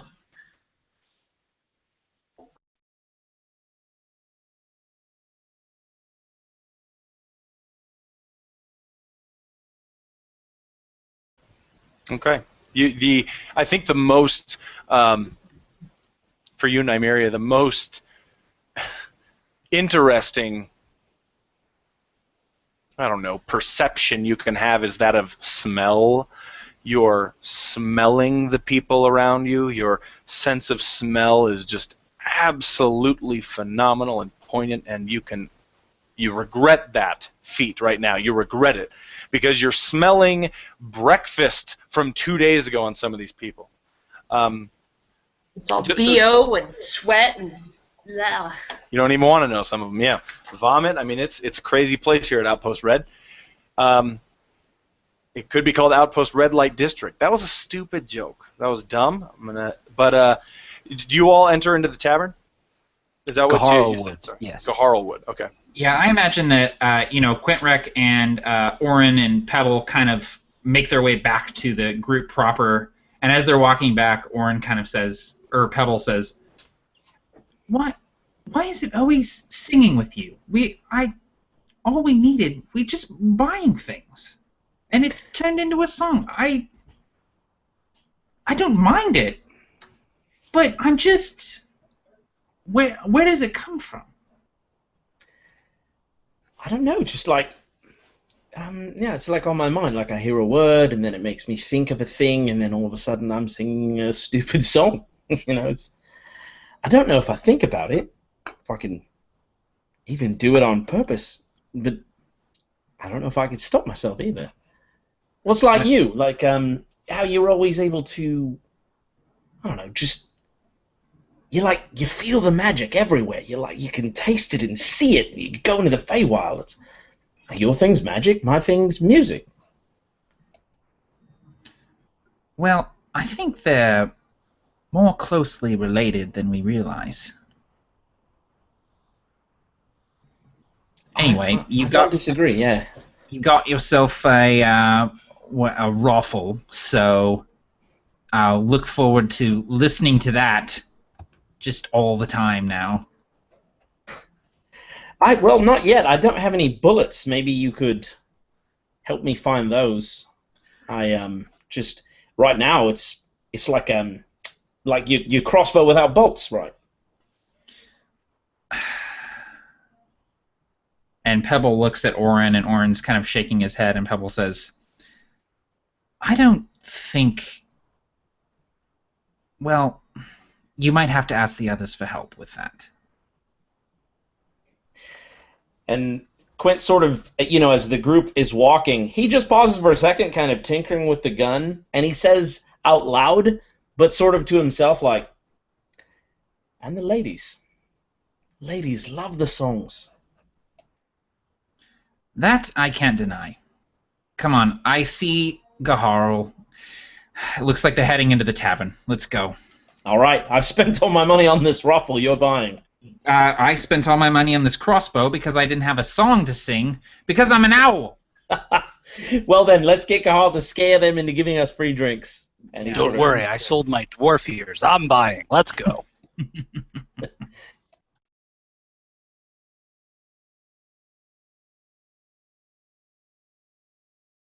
Sorry, I thought I was unmuted, but I was muted. But on that note of Gaharl buying, we're going to go ahead and take a quick 2 to 5 minute break, and then we'll be right back. So, these adventurers enter the tavern, and we'll be back in just a couple of minutes. A couple of smooth Quintrek missed minutes.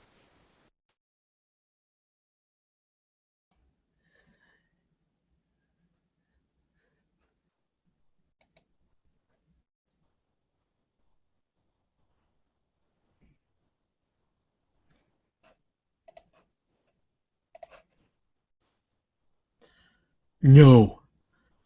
You play Titania.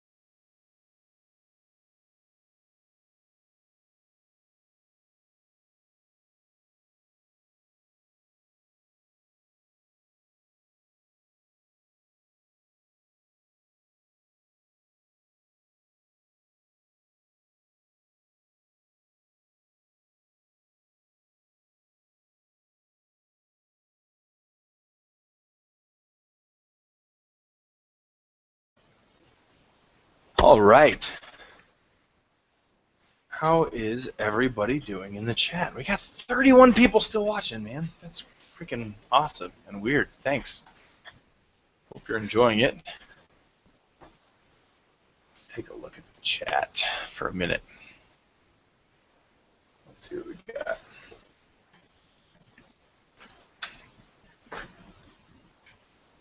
There's been... mine says 31, bro. There's been a lot of interesting things that have happened in this game so far that I did not expect. There's been a couple things that right before the game I decided I'm just gonna throw down and improv some stuff and just not care and let the characters or the players drive where the story goes, and so far they have. It's actually kind of neat. So there's one specific place where Quintrek's Flashback. That was not even at all in the notes, but I was like, oh my god, this would be a perfect place for like a character flashback or something.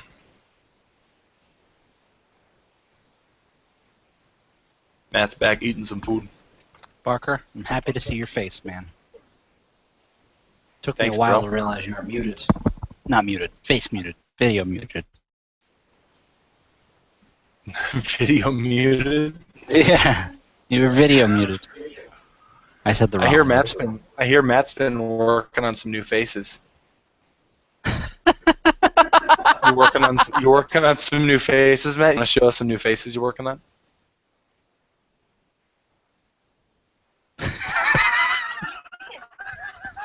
Click on him. Oh, I couldn't see his He's face. clicked. I didn't click on him, so I couldn't see him. Sorry, I was telling Cassie to click. No, that one wasn't very good, Matt. You did it. Okay, that one was good. Those are in his new line of faces called Matt. What are they called? They're called Vivid expressions. Vivid expressions. TM. All rights reserved. I'm pending. Patent pending. So Pending. I have to say, this is by far the single funniest Winds of Salin that I remember playing in.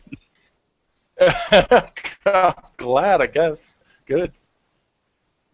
It's so. This game is just like feels like home. I don't know. No, dude, it's the moron, man. I put that moron character in there just for you, James. I swear to God, when I made up moron, my brain went, "Oh my God, that's genius! James is gonna love it." And it cut me like it escalated the funny every time you said it. Everything else was just better. And I'm like, oh, and everybody played it so straight. Like that doesn't matter. And I was like, it was super getting me. So you did it, man. That was perfect. It's been fun, you know. You Barker, guys have what? Barker I was gonna say it was very prep light. All Barker had on a page was the word moron. Dash. This is gonna get James for sure. 100% of my page says moron on it. Well, wait. Yeah, sure. Okay. All right. So, just looking through the chat really quick. Take our 5-minute break. Take it all. Make sure people have time to grab themselves a drink. The chat is distracting the players. No, I think the chat. I don't think so. I have not found one moment in this game where one of the players could not play in the game because of the chat. And I think honestly, this is a chat light game. Like given some of the Provokers games we've had, some of the other Wins games we've had, Dinosaur Lasagna game, this is nothing, man. That was a novella of floss and bullshit. This is easy. Cassie got up and walked away at one point. Yeah, she did. She was like, "I'm done with this game." Okay, it's all right. Hey, I had to blow my nose. Okay, I gotta get up for these things. Honestly, just keep improving. Oh yeah, for sure, man. Improv is just another type of prep. Anyway, you guys want to play some D&D? Yeah. All right, cool. Let me. I just have to shrink down to tiny person size before the game starts. It's just a custom. Yeah, guys. All right. That I shrink down. Bye, Barker. See you later. Smaller. I like Barker, to have fun. It's a drone video. Fun. It looks like a drone, like the drone is taking off, and Barker is. I forgot how much fun it was to watch your camera slowly go up. And I'm like, oh my God, it's almost as though Barker is short. He's not. Dude, I'm always very self-conscious when I lower it again because I do this while it's doing it because I don't want anybody to just get like a full-blown view of my crotch on accident. Like, oh, okay. Whew, man, that was way funnier for me than it was for anyone else in this game or at home watching. I just really enjoyed that joke. It got you good. All right, everybody, let's play some D&D. You know, I could tell you that the frothy mug was like any other tavern that these four adventurers, these Winds, had ever been in. I could tell you that there was a bar there and someone wiping the tables. I could tell you they were serving your standard breed of ale. But I'd be a lying sack of shit, let me tell you that right now. This place is a wretched hive of scum and villainy if I've ever seen one in my entire life. Right when Gaharo walked in, he smelled something that he had not smelled in almost a month, and it made his mouth water and made him nauseous at the same time. The last time he had seen fire stew, he was puking it over the side of an airship. This drink will bring the largest man to his knees. It'll put a little hair on your chest, as Gaharo Clanless once said. Multiple people frequented this place. Seemed like it was the time of day to come to the Frothy Mug and have yourself one. A fire stew if you were brave. Something more like beef-flavored beer if you were a little more interested in that sort of thing. But that wasn't Gaharl's style. No. He went straight to the keg and began pouring fire stews. There were multiple tables scattered around the place and multiple people. As the winds began drinking, Pebble preferring water as usual. Well, it didn't take long for the harassment to begin. Oi! I don't think they look so big, personally. What about you? Another man stands up. He says, No, trust me, I've seen bigger fellas out there in the forest. Winds? More like breezes. And laughter takes up the place, all around you. Gaharl laughs with them. He knows well enough a tavern full of people, that not so much that they mean well, but he understands that they don't mean. They're not really trying to start anything. And he's been in enough taverns and been sneered at and made fun of for being a dragonborn, certainly enough that this doesn't faze him. And he raises his mug, as people are laughing and he hears this, he's very much getting out in front of it. And he says, Yes, of course. One of you must have passed wind. And he makes just the stupidest joke he can think of, just to really, like I said, get in front of it. Try to make it clear that he is not concerned with these people. He's just happy to have his fire stew, and he's happy to be in a warm tavern for the night. I imagine that as they're laughing and sort of making fun of the winds, Orin sort of slams his water down and starts to get up and scoots his chair back, and Gaharl just kind of as he's making the joke just kind of lowers Orin back into his chair no, we're not gonna get in a bar fight tonight, chill. But Orin's just not having any of it. He's just all right, it's on, let's do this. You hear another voice from behind you, Quintrek, and you hear her say, I don't know, they seem... And everyone looks at her. All right to me. And she takes a bite of what looks to be some sort of rabbit, and you recognize her immediately as Caliph, as she's got her coin purse in front of her, eating some rabbit, drinking some of that fire stew, sipping on it, and counting her coins from her stall. But everyone kind of laughs, and the mockery goes on and on and on until you hear a large, bellowing voice. Oi! And everyone looks at the man in the corner. Shadow there. It's difficult to see him. These are no mere adventurers. Any one of these four is worth a pinky finger on any one of you. The respect that people have for this man is palpable. As he steps into the light, you see his ink-stained teeth. These four, these winds of Salin, they saved your commander's life. They saved my life. And perhaps someone who might have been your enemy back in Session 1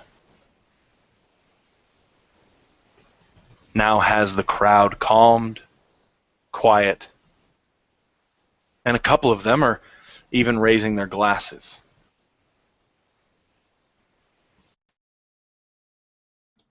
Orin sort of absently rubs at his teeth, seeing these ink-stained teeth and remembering that it was him who poured the ink in the guy's drink. But he sort of nods at the guy respectfully as he sticks up for us. And Gaharl would sort of look to the barkeep. Like you mentioned, this respect is palpable. I imagine it grows silent relatively. And after he speaks, Gaharl would say, Barkeep, one of whatever he's drinking on me.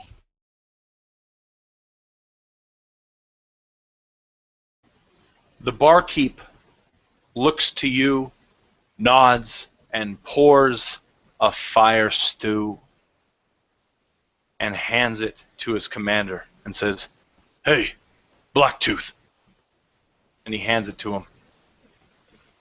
And Golek Blacktooth, as you learn his name is, accepts it without hesitation. Without provocation at the name Blacktooth, it's become who he is. "What do you say we all play a little game? Huh? Come on. Let's get the party started in here, right?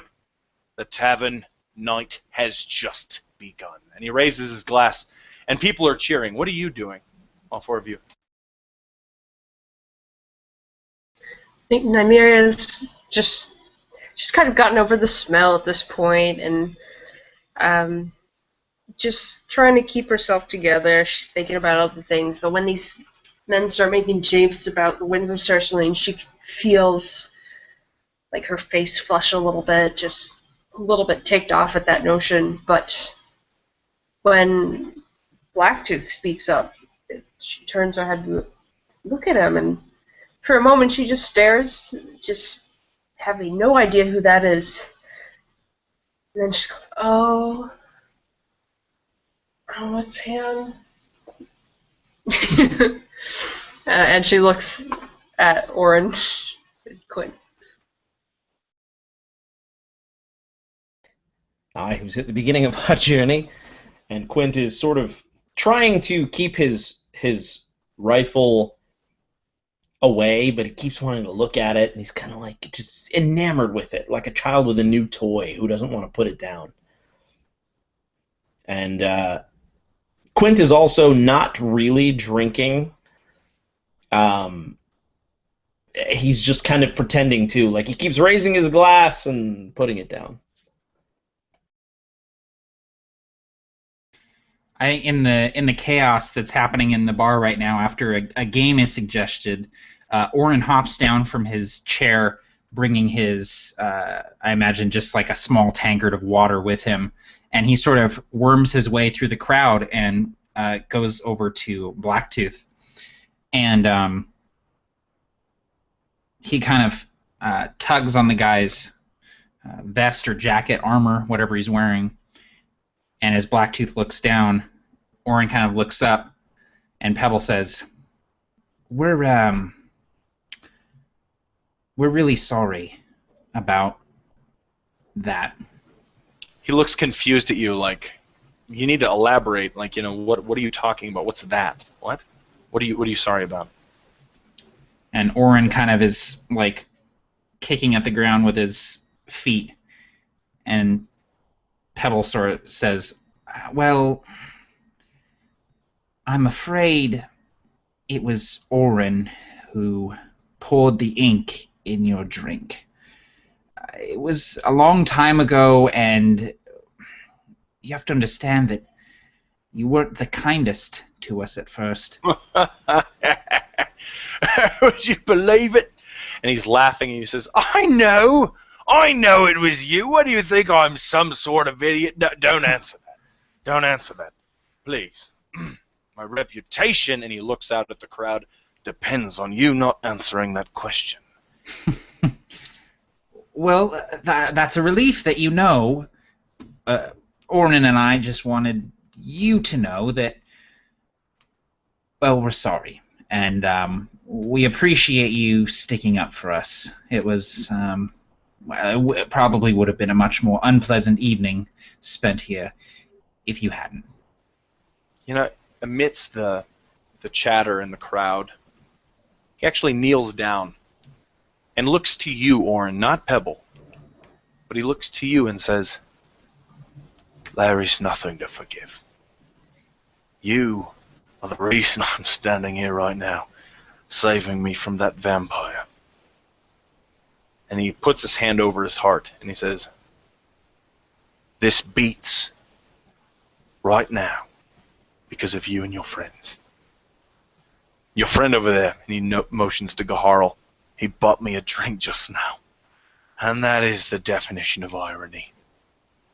Because I drink for free here, and so do you. And he stands up and holds up his drink and says, "So do the winds of Salin." And everybody lets out a yell. Everybody lets out a cheer. People screaming the name Gaharl. People screaming the name Clanless. Who knew that name? People screaming the name Orin, Pebble. People screaming the name Nymeria. People screaming the name Quintrek. Everybody knows who you are. And he says, "But enough of this. Let's play a game. Looks like our friend here, Orin, was it?" Yes, he's Orin. I'm Pebble. I bet that gets confusing. He, right here, has started the game unknowingly. Oops. Okay. This game, I learned in a distant land. I learned it from an old Jarl named Dim. And this Jarl once taught me the game of the boast, the roast, and the toast. Everybody goes around, makes a boast, makes a roast of someone else near them, and then raises their glass to make a toast. I'll go first with the boast. And he holds up his mug, and he says, "I, Golek Blacktooth, once wrestled to the ground 2 bio stags, barehanded," and everybody beats on the tables and cheers for Golek Blacktooth for his boast. You now, let's hear the wins. And Gaharl... Oh, go ahead. no, you go ahead. Gaharl would, for a moment, when he says this, remember his most favorite and least favorite boast. And he would say, "I once felled the whole of a castle, all to bring honor back to my name, which before it was clanless was..." In a short moment, he realizes it's almost getting too real. Again, his most favorite and least favorite boast.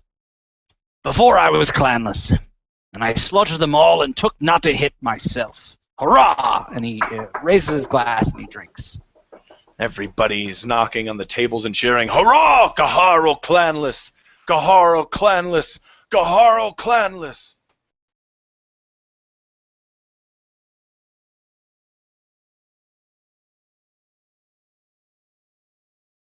"Well, come on then." And he looks to his other wins, ready to hear them boast about something they've done. And Amira just kind of sits there. By this time, she's gotten she really can't stand the fire stew. She just can't handle it. So she's managed to somehow get some kind of beer that's not a beer broth kind of mixture. And clutching her drink, kind of looking down and then looking up, proud of her own work, says, "I was able to take the Mania Orchid and concentrate those chemicals and weaponize it." And she acts like she has a blow dart. Everybody looks in awe at Nymeria Forest Walker, and you hear slowly but surely knocks on the tables around the frothy mug as people cheer, "Nymeria! Nymeria!" and everybody's clapping. And nobody, very few people know actually what you do because it's way too advanced for their tiny pea brains, but they know it's awesome.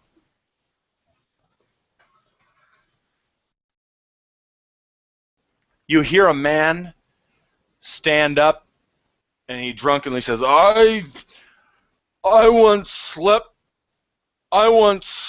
with Marcus Gorik's mother." And you see Marcus look at him, and everyone kind of laughs.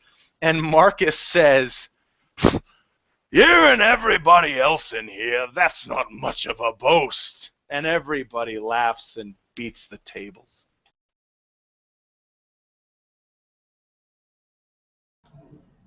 Orin is sort of backing up into the crowd, trying to avoid the gaze of Blacktooth, hoping that he can kind of sidle out without having to boast.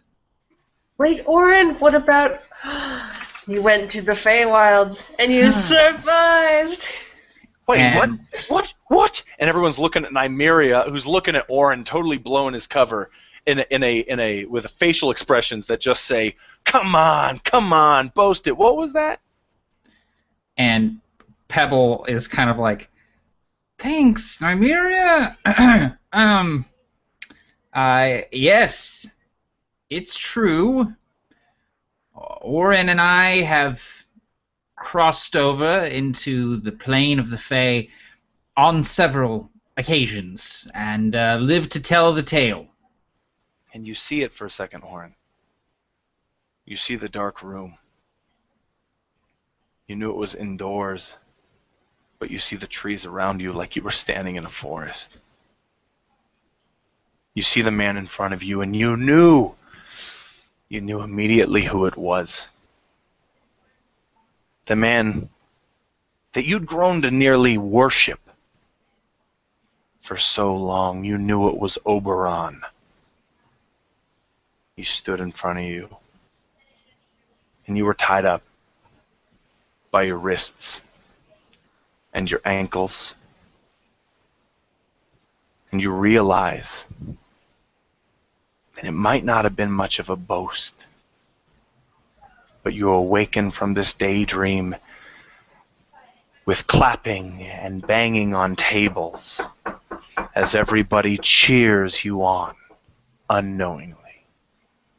And I just have kind of this dark expression on my face, and as I sort of come back and realize that everyone's clapping and looking at me, I just sort of raise my glass and then sort of try and back up into the crowd and draw the attention away from me. And knowing that he's a little bit sort of nervous and not really, this isn't really his style, Gaharl commands another hurrah from the crowd. "Oh, come on, that wasn't good enough. Give me another hurrah!" And again, the crowd hurrahs for Orin. They do, actually. Hearing it from Gaharl Clanless, the bulky Gaharl, it's difficult to quiet them down. But it's almost like all eyes are falling on the fourth member of the Winds of Salin at this moment.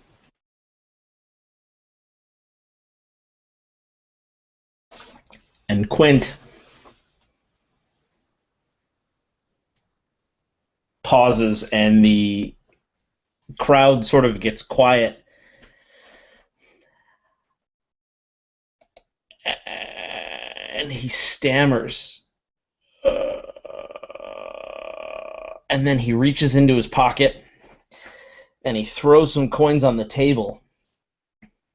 And then he hops up onto his chair, and he points down to them, and he says, 2 silvers and a penny.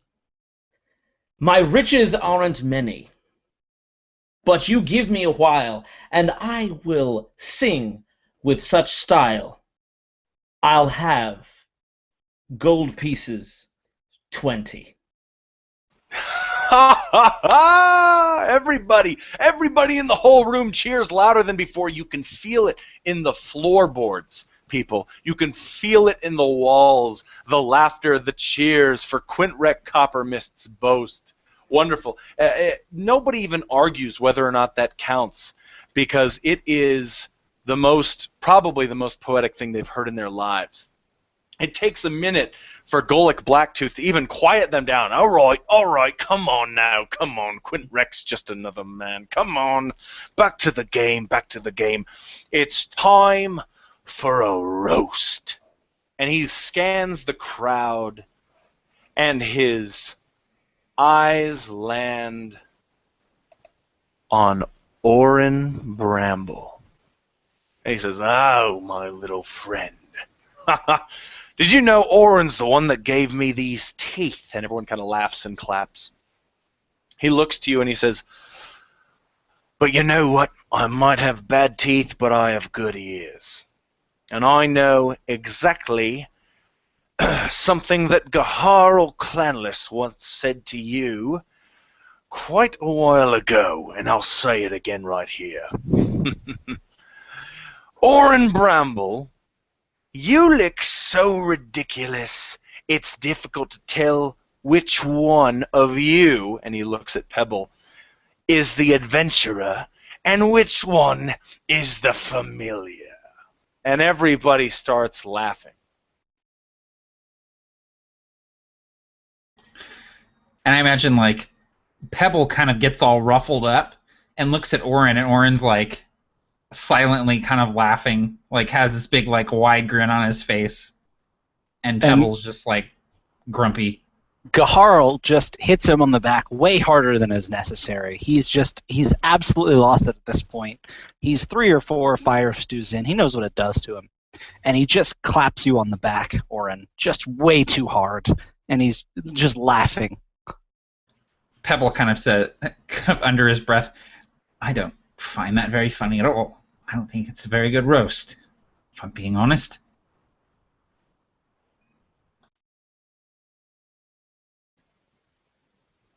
And as the laughter dies down and people are kind of patting Orin on the back, and even, you know what, kind of scratching Pebble behind his owl ears. I'm not sure how Pebble would react to that, but people seem pretty gentle towards Pebble. Everybody's eyes fall again on the winds for a roast of anyone in the room, and you hear Blacktooth say, "Oh, come on. You can't tell me that you've been traveling together for a month and you don't have something to roast about each other."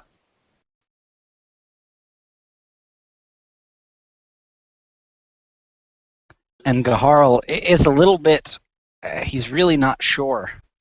You know, he does know these people and he's become very close to them, but he knows that they'll understand it's in good fun, but he's really having trouble, finding something. I mean, Orin is definitely the easy target, so he realizes, okay, well, I'm going to go after Quint. He understands that Quint will take it in good fun. And for a moment, in his drunk brain, it crosses his mind that he'll mention the Mania Orchid, incident, and immediately realizes, as seconds pass, that this is a terrible idea. And it quickly comes and goes. And he says, he finally remembers, and he thinks of what he's heard of Quint, and just stories and maybe campfire things they've spoken of, and he says, "Well, Quint, I hear your family was a pit fighter. How in the hell did you start playing the music rather than punching people in their damn teeth?" And he knows that it's a little bit of a stretch, but he was just doing his best to shy away from making fun of Orin's just pointy, fiery red hair. It's entirely possible that was a very poor roast. But the people in this tavern, the combat against dangers is their life. And you hear a rattling of the tables. You're surprised these tables haven't broken as of right now.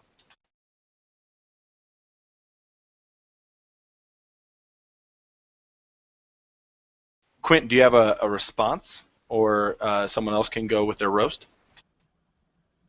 So Quint would sort of, in good fun, and knowing that Gaharl meant it in the friendliest way possible, because only your best friends can say those half-truths that cut just enough to remind you how well they know you, and it's got this weird, warming afterburn. And so that's where Quint would say, "Well, something I have learned about traveling with our friend Gaharl here is that even though he is as scaly," and he kind of sidles up and does the 2 hands, "as armored," and he knocks sort of on a portion of Gaharl that has scales showing, "and as big,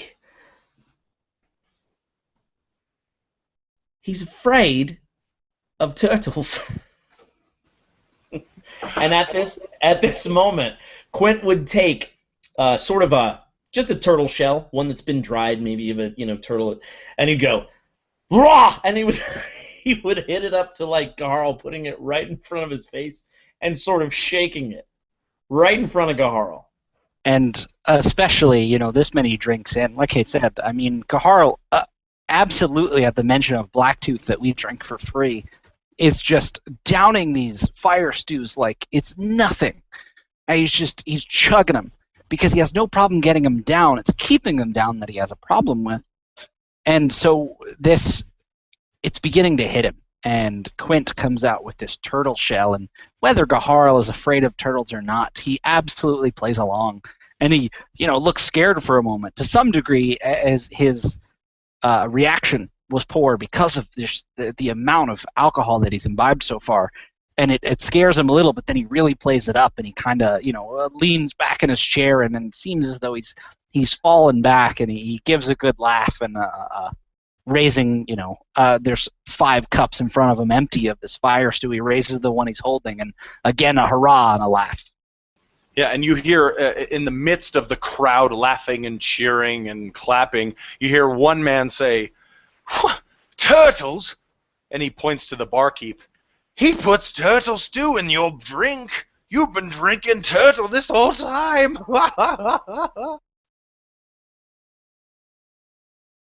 And the place is a roar. And Quint would put his hand on Gaharl, and he would say, "No, but seriously. I've seen Gaharl do things in combat that I never would have dreamed. In fact, I would say that my time, Gaharl, of not taking you seriously have come to a firm middle." And then he slaps him on the back again. And Gaharl just erupts with laughter. Again, clapping Quintrek also on the back, having the best time that he could with his friends. "Oh, goodness gracious," in the midst of the laughter. "Come on, give everyone else a chance for a roast. You two can't steal the whole show." And he looks to Orin, looks to Nymeria. "Either of you have a roast?" Orin kind of is sort of getting into it at this point, and he's kind of laughing along with everyone. Pebble is still incredibly grumpy and still fuming over being roasted. So Orin reaches back and kind of grabs Pebble and sets him on the table. And Orin, being unable to speak, begins to channel his time as a street performer when he was doing cheap parlor tricks and stuff. And he sort of claps, gets everyone's attention, sort of makes sure that everyone's watching. And then he points at Nymeria, and the whole room goes, "Oh!" And he's sort of pointing at Nymeria, and he holds up a finger like, "Now wait." And Orin kind of clambers up on the table, which is funny because the table is taller than he is, but he gets up on the table that Nymeria is on. And he's standing there, and he gets his 2 fingers, and he puts them up to his forehead and makes them look like horns, and then gets really low and starts kicking at the table like he's a goat, and then rushes at Nymeria with his horns out and sort of plows into her, but just sort of toppling into her lap and just silently laughing as he runs into her like a mountain goat.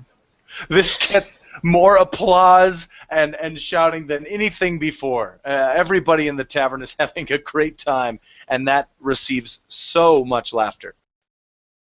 And Nymeria kind of puts her head down, and she does a fake little, like a bull or something. As this guy just comes right at her, and he kind of just knocks her own ridges just really lightly before she catches him, and she just noogies the crap out of his hair. And she looks at Gaharl, and she says, "Oh, don't drink too much, Gaharl. Can't forget what happened on the boat where we first met you." And this guy was throwing up like he was a little girl on a carousel. Just a few spins around, and it's just everywhere. Oh. And with that, Gaharl sort of, laughing, sort of feigns like he's going to throw up, and, he begins to, pretend to heave, and the crowd goes silent. If a dragonborn throws up, there's always a chance that fire is going to come spewing out after and burn the whole forest down. But, he kind of fakes it, and and he goes, "Oh, no, I'm just kidding." And then really, he kind of heaves, and he's like, and he holds his hand up. No, I'm fine. And he finishes what's left of his fire stew, and after that, maybe he doesn't have any more.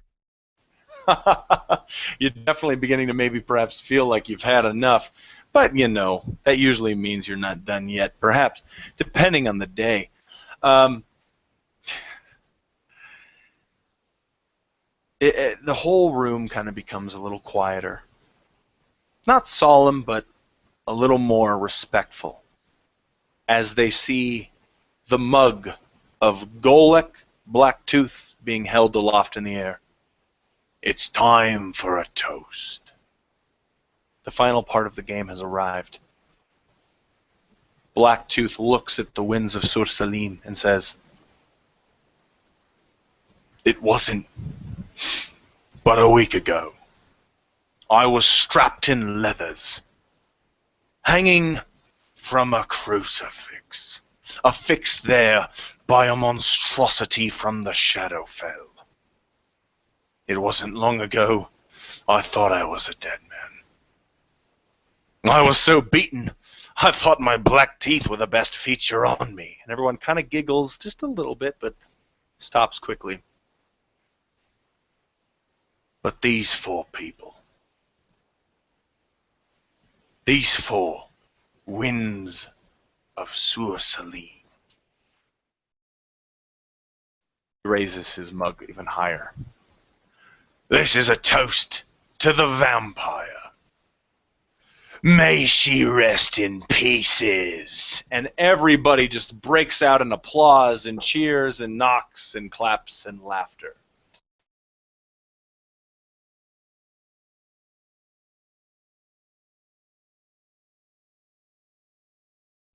And Gaharl, sort of clapping with everyone, and again, is now empty. He picks up his empty mug and kind of tries to finish whatever is left, knowing that he wants more, but knowing that if he wants to stay awake for any longer, that he should probably be careful. And he says, he holds up his near empty glass. There's probably just the tiniest little bit left in there. And he holds it up and he says, "Now this is a little unorthodox, and I know many of you may not have heard, and many of you have heard the news. And I'm not trying to bring you down, but I feel this is important. Today, my toast goes to Hallowhall, and all those that defended it, and all those that attacked it. This is not about sides. War is hell, we all know that, but today, we remember the great city of Hallowhall. Hurrah!" And he finishes what's left in his glass. And you get a hurrah. You swig down what's left of the fire stew in your mug. And you look around you, and it's more of a subtle knocking, not so much in celebration. Anyone who is actually looking at Caliph sees that she and a dwarf there kind of glance at each other, almost grimacing, but reluctantly at the last moment raise their mugs to each other and drink. For everyone who's anyone knows that Hallowhall was the site of a battle between elves and dwarves.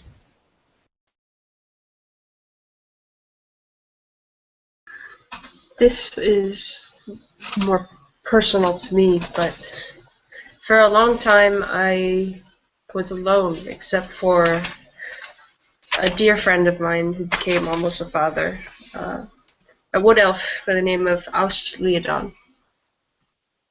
And without him to restore my faith, I do not think I would be here with this ragtag of winds. And this toast is to everyone. May you have friends in this joyous light through these dark days. May they carry you with happiness. Hear, hear. Everybody in the room claps and shouts hurrahs at happiness and lots of feelings that many of the people in here probably haven't felt in a while. Comfort, happiness, and joy.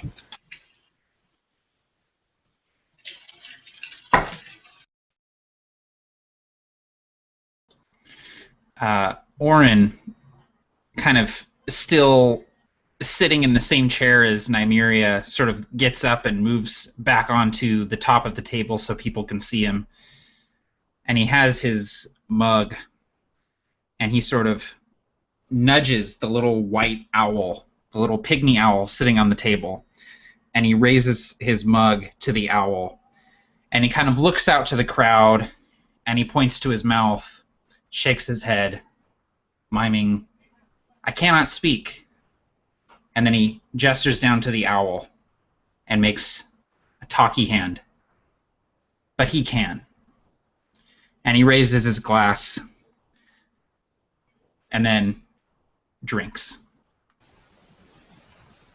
Everybody raises their hand and drinks with you. Their mugs, goblets, and nods. Very little clapping, laughter, or cheers, but it's almost like everybody acknowledges.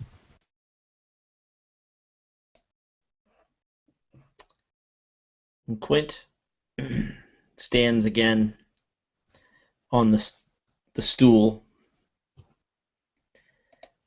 and he actually grabs a shot of this fire stew at this point, a real one. And he says, "On my way here to Salin, I did a bit of sailing. And one of the things that I learned is that there are different kinds of winds. This toast is to all of you. Now, I mean this. Look around at each other. Look at Blacktooth." And Quint is purposefully looking in the eyes of as many people as he can. And he looks over to the beautiful woman in passing, and he looks at Orin, and he looks at Gaharl, and he looks at Nymeria, and he says, "We are the winds. Important winds, powerful winds. And when I was sailing, I found these were called the westerlies. They would come in strong, but they couldn't be everywhere. They weren't constant. You all, every one of you, you're the trade winds. And every sailor knows that it's the trade winds, the steady winds blowing, that'll get you home. So here's to you all. We may be the winds of Salin, but here is to the trade winds." And he actually drinks the fire stew, and you can see he's like, "Ah, to the trade winds." If, as a DM, it's difficult for me to put a lot of things into words, but I would say that if there were a way to have just the most melancholy yet absolutely grateful toast, if there were a way to have all of the trust and belief and faith in the winds of Salin, these people in this tavern would have it. If there were a way to show you four how much of an alliance with the people you've gained here just by playing this game, that's what you'd see around. And you'd see Blacktooth raising his mug again, and he says, "To a fine game." To a fine game. Hurrah. And Gaharl just can't seem to stop saying the word hurrah, and seeing how many people repeat it after him. Every time, Gaharl, every time you get people to say hurrah, and specifically, it's almost like you have a fan club near the northeastern corner of the tavern. They're called the Gaharlites. They're big fans, and they say hurrah every time. Blacktooth, may we have many games again. Aye, Many games indeed. And he nods. This nod looks more like a bow than anything. But I've got one final toast. To all the women I'm going to bed in my dreams tonight. And he holds his mug up and he says, may they rest in peace. And he goes to bed after he sets the mug down on the table. And he, after everyone people are maybe perhaps starting to wind down, there are cots in two adjacent long rooms, for when any of you decide that you got tired enough to go to sleep. Carl would absolutely begin feeling the room spinning. And for someone as big as him, stumbling over and falling into people is very dangerous. So absolutely, he would try to play it off. He would do his best and drink from the sort of empty mug, pretending that he's drinking even more, as though people are watching him and care how much he drinks. And he would do that, and he would put his mug down and smack the table, and at that he would get up and go try to find a cot, doing his best to walk in a straight line. But if you've ever seen somebody that's just absolutely drunk, they think they're walking in a straight line, but every person watching them can just tell the amount of intoxicated they are. But in his mind, Gaharl thinks he played it off pretty well. Yeah, he thinks he's walking straight. Everyone else knows he's playing Pac-Man. He's just going boop, left, right, up, left, up. You find your way to the cot. It is the most comfortable thing you've ever laid on. This sack of straw filled into a potato sack. You see the brand of potatoes on the side of it. You actually look at it and laugh at the brand. That this brand is from Gaudia, and you know that's also where Orin is from. That giggle lasts just maybe a couple of seconds before you fall into a deep, dragonborn slumber. As things sort of wind down, Gaharl finds his way to the cot. More and more people sort of filter out of the tavern. More people sort of slump into cots and fall asleep in their chairs. I imagine Orin, Pebble, Quintrek, and Nymeria sitting at their table, just sort of talking quietly to each other, swapping some stories. And Orin sort of stretches, and Pebble says, well, I think we should close out the night with something a little bit more mellow than this fire stew or this swill ale. Maybe some wine, perhaps. Quintrek, Nymeria, would you share some wine with Orin and I? I would love to. I can't remember the last time I've had wine. Us either.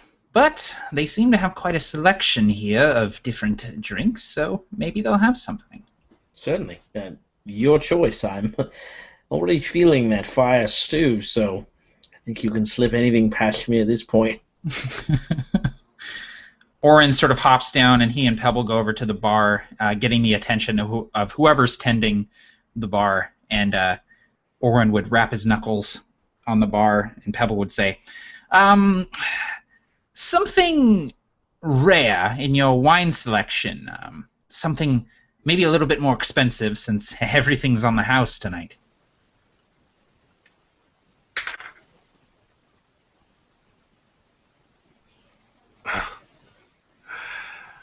The barkeep looked at Orin like an old family member. He knew what he was talking about. He was talking about Ender Green Reserve, and he knew he had a bottle of it right underneath the counter. Well, gnomish wine for a gnomish friend. What could he say? He whipped out the bottle with its frayed and tattered logo and brand upon the glass.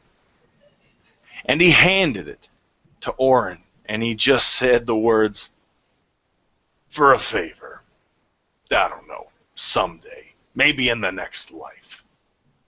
Thanks for helping our Blacktooth out over there.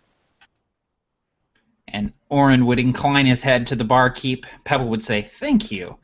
And Orin would spin the bottle in his hands and stop and sort of catch himself looking at the label. And he would look at the name on the label and he would see Brambleberry Vineyards sort of across the top of the label, sort of faded a little bit with an etching of some grapes. And something kind of stirs in Orin's brain. And there's flashes, there's images, there's sounds and smells that just rapidly flash before him, like someone has a carousel slideshow just going through all of these slides, and he sees gnomes with fiery red hair. He sees green vineyards going as far as the eye could see. He sees dark water seeping up from the ground, and he sees a young gnome poring over books and books and books. And he takes the bottle back to the table and sets it down.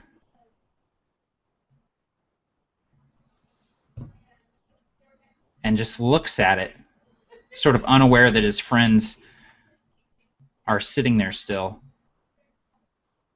Orin,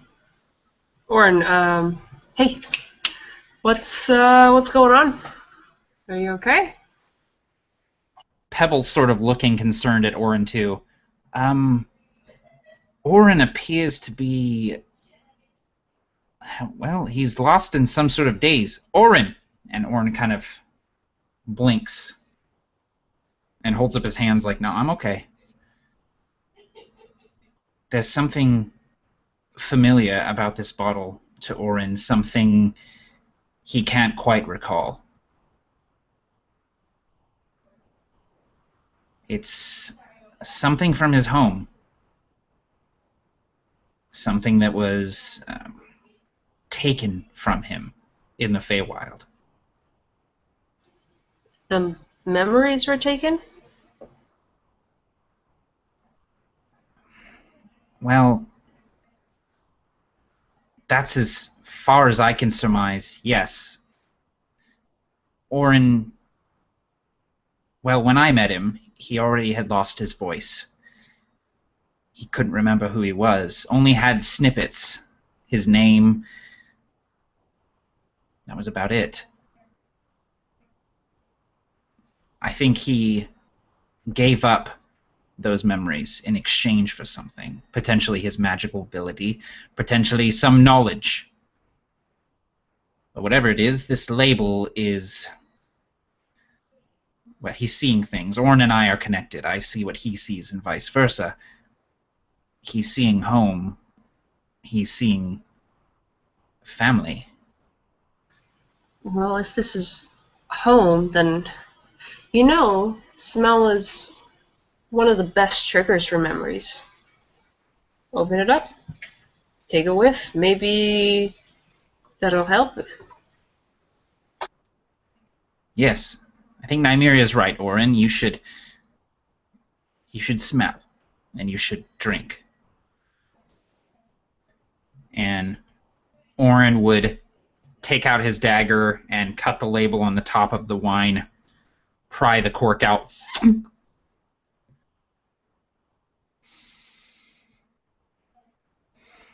And Orin takes a whiff of the wine, and just his eyes close,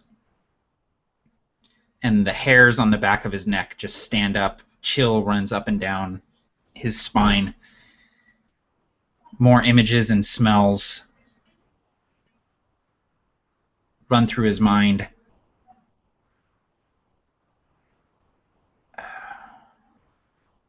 Yes, he's remembering.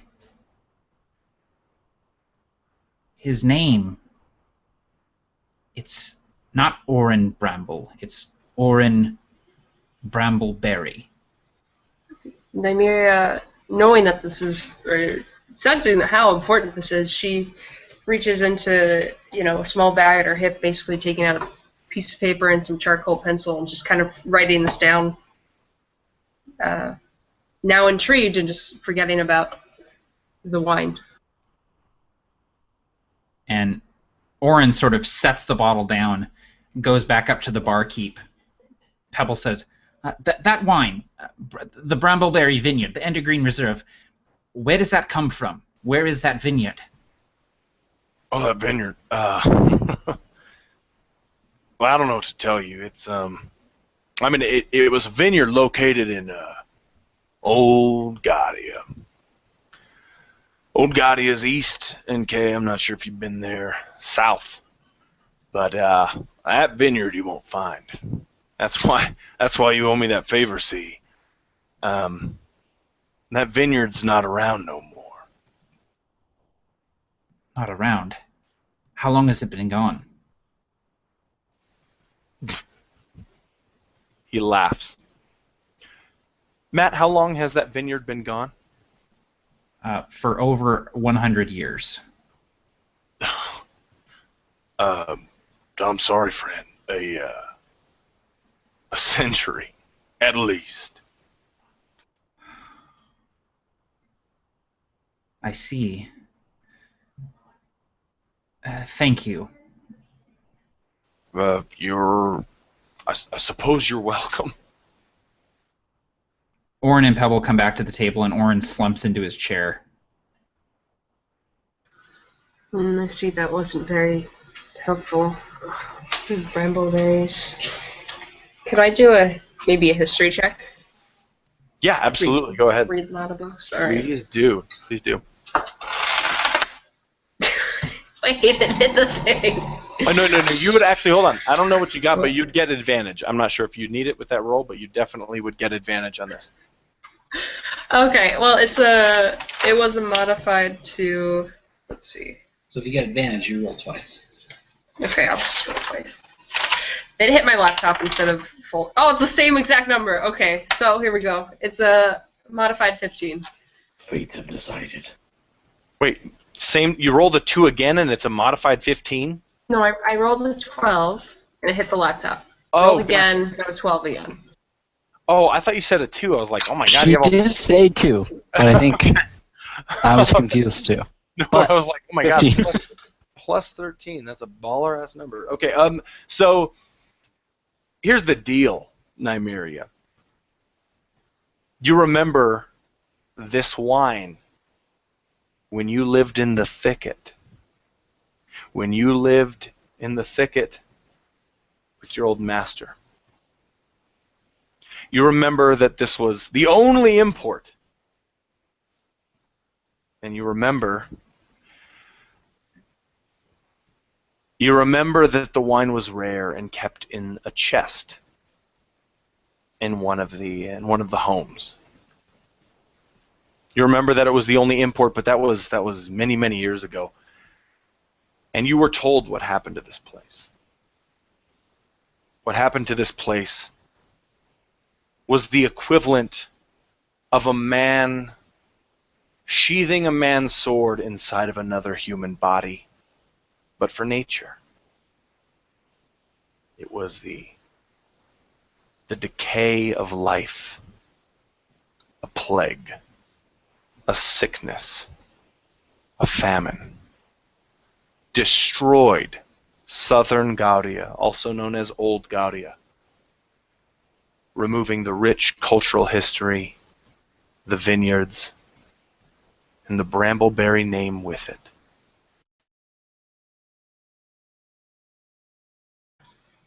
I remember, like, for a time after my family was killed, for whatever reasons, I ran away. I was young. I was scared, and well, I made my way to the thicket, and there I was taken in by this wood elf, Auslidon, and he took me under his wing and was very kind.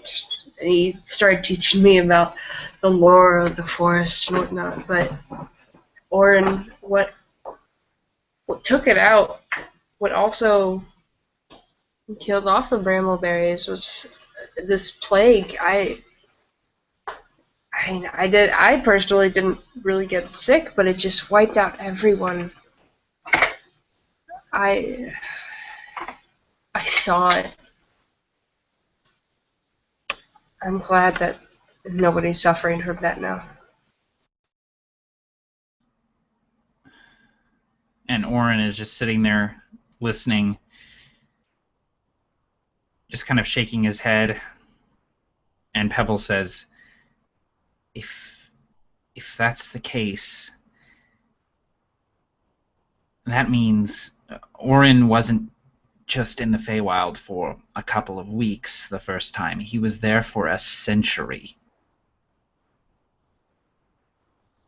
He missed all of that.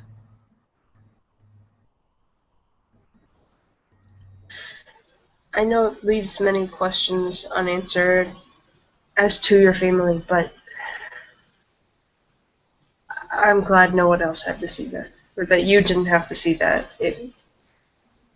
I only saw a snippet of it in the thicket. I'm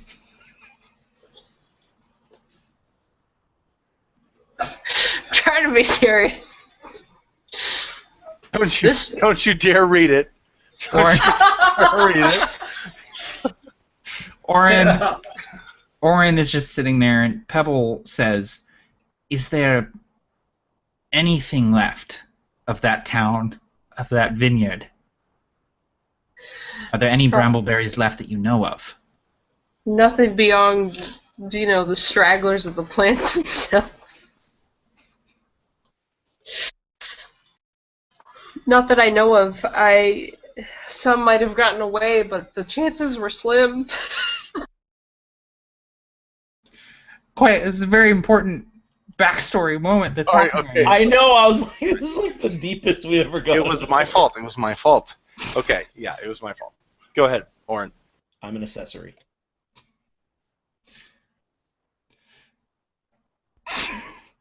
Okay. No, if you could see my face, funny. If you could see my face, you'd know I'm not laughing anymore. Shit. I'm not laughing. Family's been dead There's for no 100 funniness happening. We're losing the moment. Pebble says, when we're done here, when we've seen to what needs to be seen to here in Sir Salin, maybe we can go to Old Gaudia. Maybe we can see if there's anything left. If Orin is a brambleberry, then he's the last one. I think it was worth it. Alst ordered me to leave after a time. Maybe some of my own, they were my family. Maybe some of them are alive too.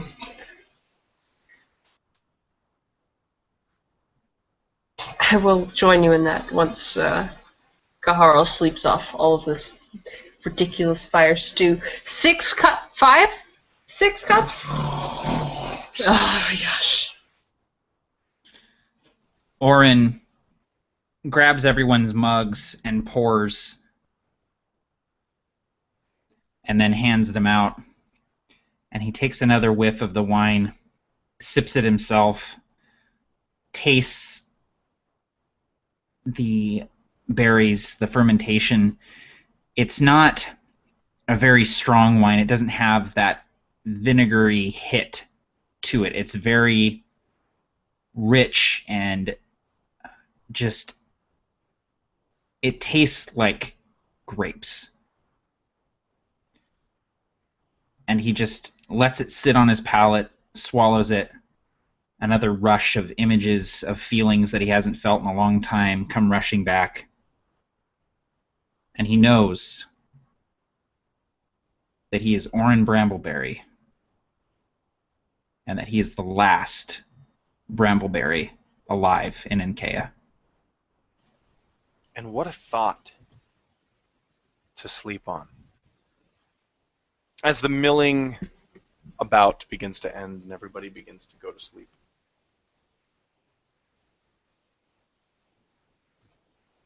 Brambleberry. It's the word that rings on your mind, Orin. I don't know how long it takes you to get to sleep, but probably quite a while. I'd imagine that you'd be surprised to get any sleep after recalling that vivid memory. But you do, and you've never had this dream before. It's almost as if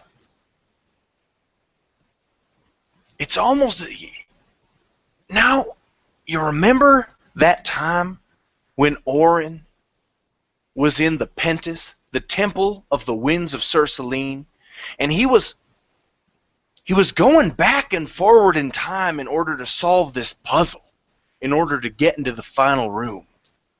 Well, all of a sudden Orin started seeing flashes of space and time in front of his face.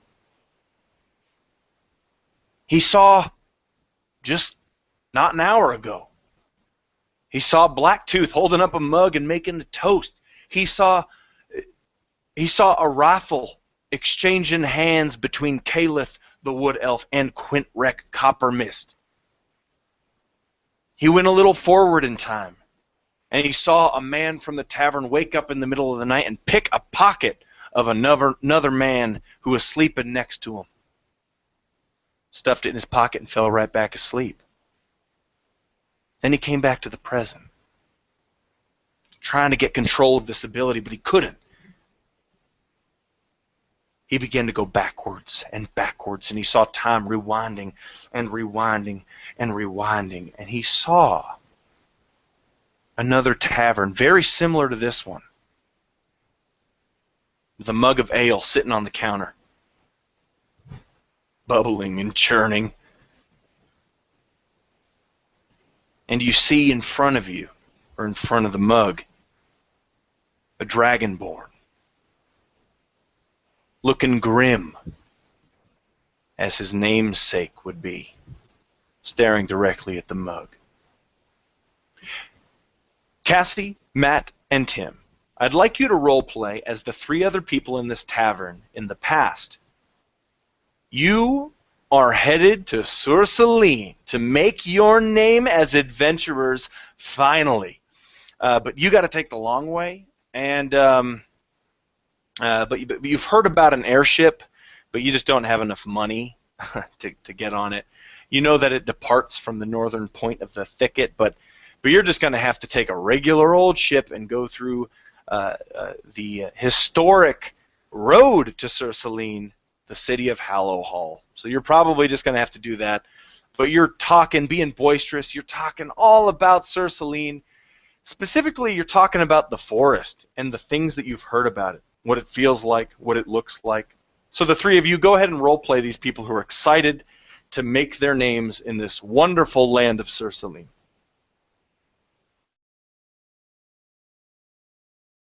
I don't know about y'all, but I am just so excited. It's going to be amazing. We're going to, I don't know, I mean, having to take that trail through the deep dark woods, I don't know how I'm going to bear it. I've heard about them, what is it, biodeer? Something they like radiate this color. I mean, I don't know. Maybe I'll get famous for taking down a good old stag, huge antlers. Maybe I'll be a hunter. Yeah. The man sitting across from you, this huge, hulking man with long, long red hair tied back into a ponytail and this crazy red beard, says, "Yeah, you, a hunter, right. I don't care what it is. I'm going to kill everything over there. Like, everything that walks, talks, or breathes. I'm going to kill it. They'd say it's no man's land up there. No laws. You can get away with anything. I'm going to make a killing up there." Right, Ifs. You're gonna kill everybody with your breath? Oh, no, that's what you're gonna do. Yeah, well, at least I can kill something. Oh, for killing something to be proud of. Oh, you ain't got to kill something around here to get any respect. Right, I'm working on it. Yeah, we're gonna get better over there. Well, why don't you just, save some little kid from a well? Yeah, right. There's no gold in that. You know who's killed things? Gaharl. Right? Tell him about it, Gaharl.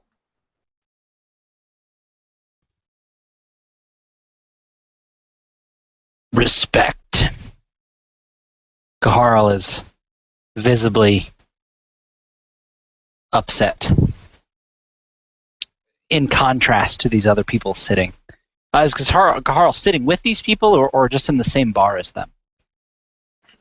I would say in the same bar as them, but they obviously know who Gaharl is. I mean, you're the Dragonborn.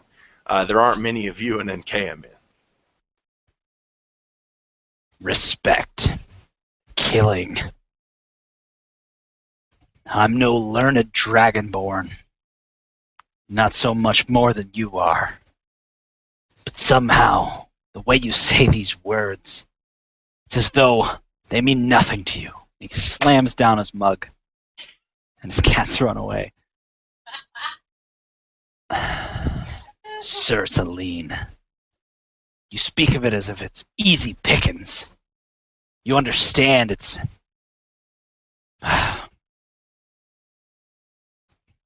It's not what you think.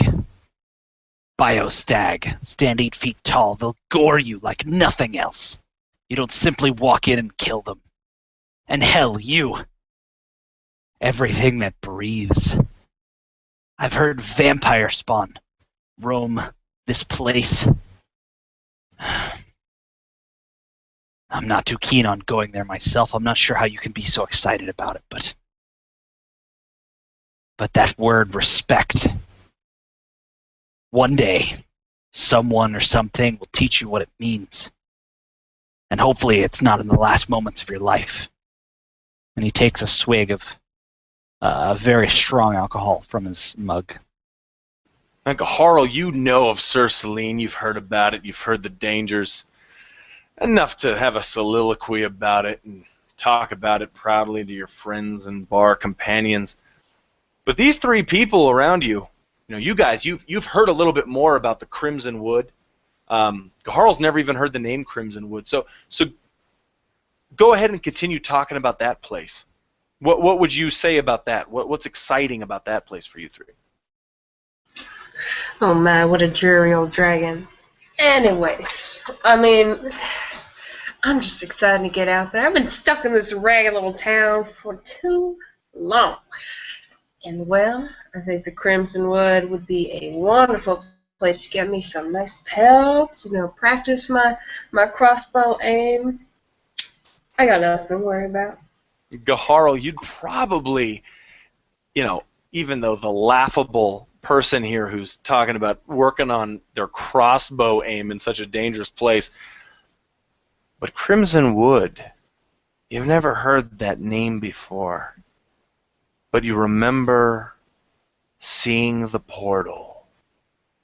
The portal that Grafton opened and stepped through to escape your grasp as you exacted vengeance upon his people. You remember at the last minute when you finally reached the person, Grafton, who had killed your parents, killed your family. You remember that he opened a portal, and behind the faint window you saw crimson leaves, a crimson forest. This draws your attention.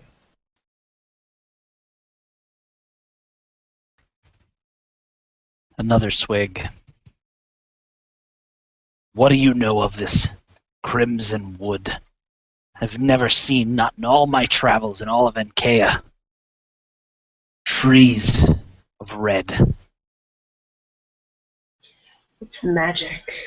The leaves, when they fall, turn to dust. And it's just exciting. It all seems like some myth.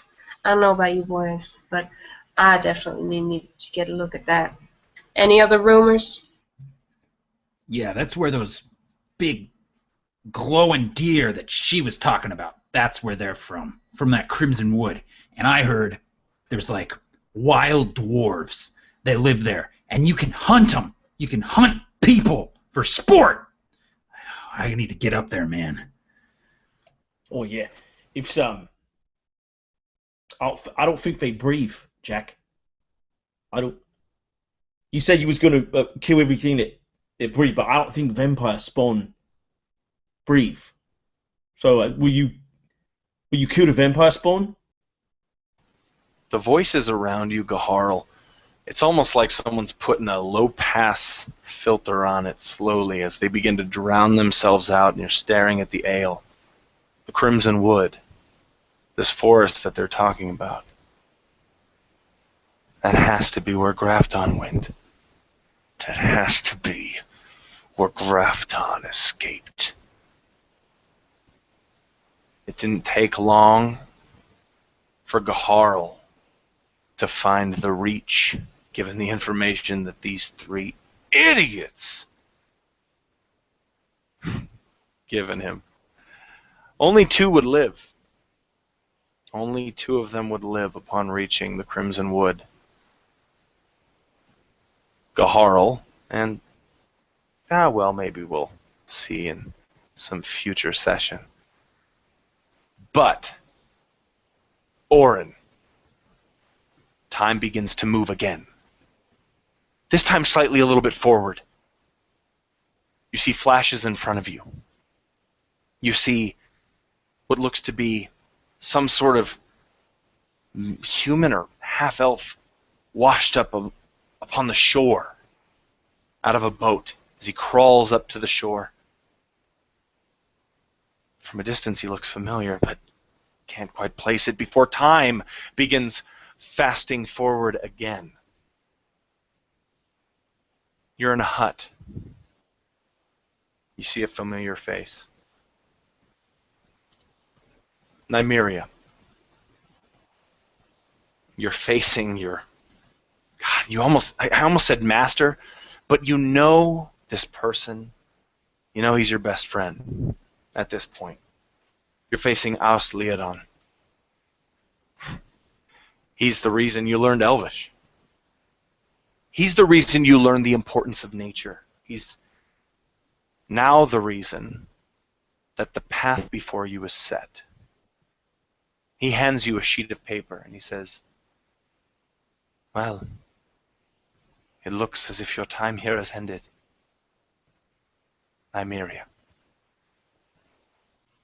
But, Oust, what do you mean by that? And in this memory, she can see him again. His skin is... it's green, almost copper green, but it's also tarnished, like he's sick. His eyes, once this magnificent blue, has paled to gray, and she almost thinks that sometimes he can't really see her. And she looks at him. But you need me here, House. I can't leave. I still have so much to learn. I'm sorry. It is customary, and he looks down at the stew in front of him, to obey the tea. And he kind of laughs at how silly that sounds. He says, I see many worlds, Nymeria. I see many futures and many pasts, almost all of which have nothing to do with the world we live in of Enkea. Yesterday, I saw a man with a silver mask and an evil man flying a beast overhead. I saw a fight. I saw a battle at its city gates. I know there's nothing I can do to stop that. But I know that this tea, and he looks down at the cauldron in front of him, brings much knowledge. And you must read the sheet of paper that I've just handed you.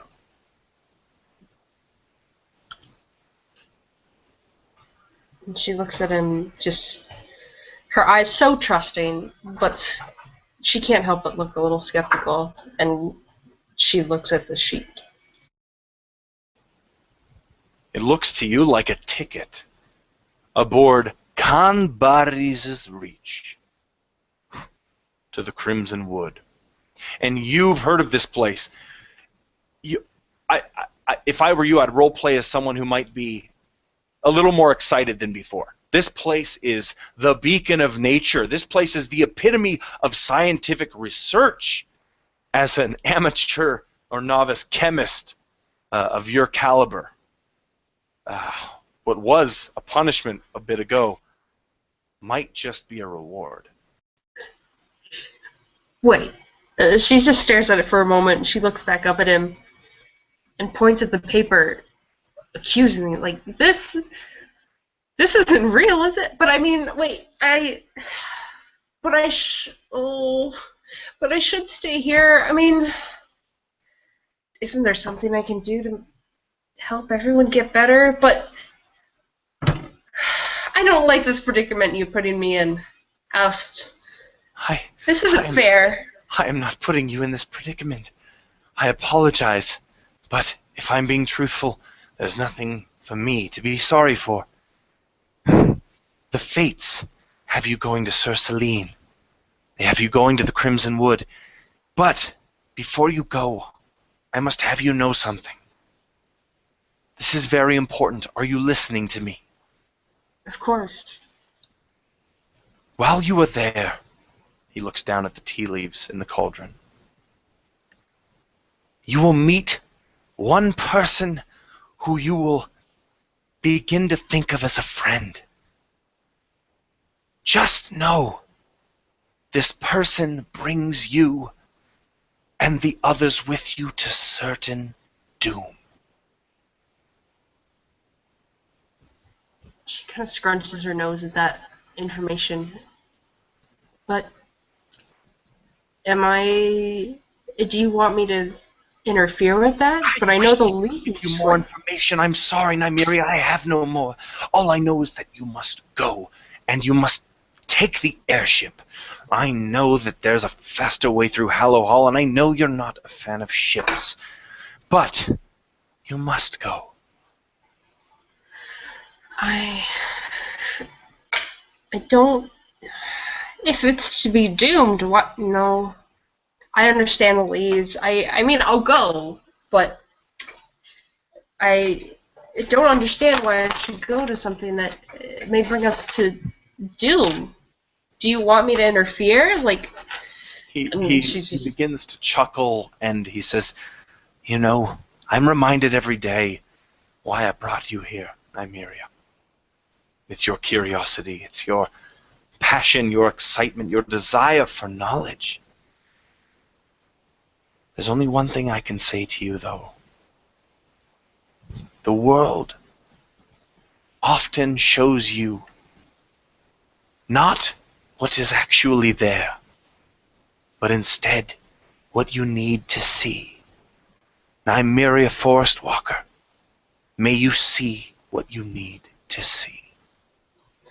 By this time, Orin, when the time shifts and goes forward and backward, you feel like you're on a carousel, but that you've just been handed the controls.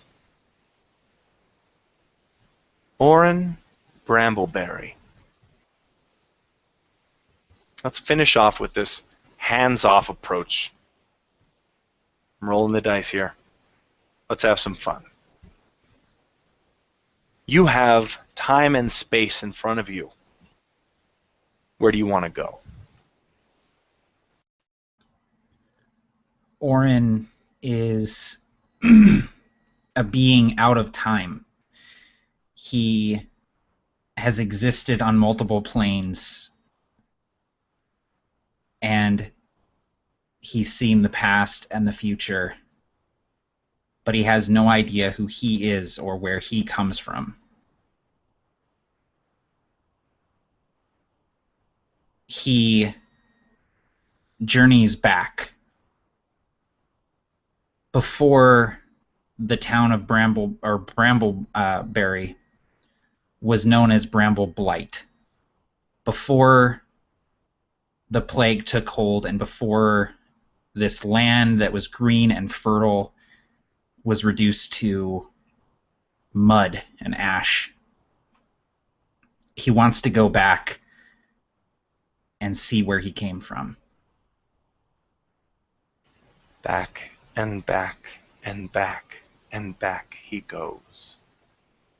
100 years, 110 years, 120 years, 127 years. The day before the bramble blight.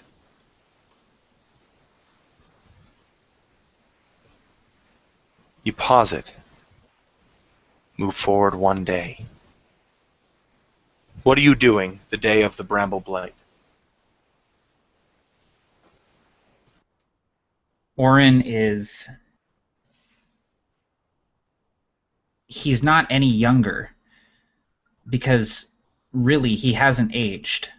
He hasn't aged a century. He was only in the Feywild a few weeks. But he looks like a different person. His face is fuller. His hair is tidy and close-cropped, slicked back. He's wearing the clothes of a noble person. And he's rushing back and forth in his family's small library, holding a book in each hand, moving to the table where he has more books spread out. In frustration, he drops the books and shoves them aside, and there's a map on the table, a map of not the world, but the universe as the scholars understand it. The planes, how they stack on top of each other and exist at the same time in the same space, but on a different plane of existence. And he has notes written everywhere. And he's feverishly looking over these notes.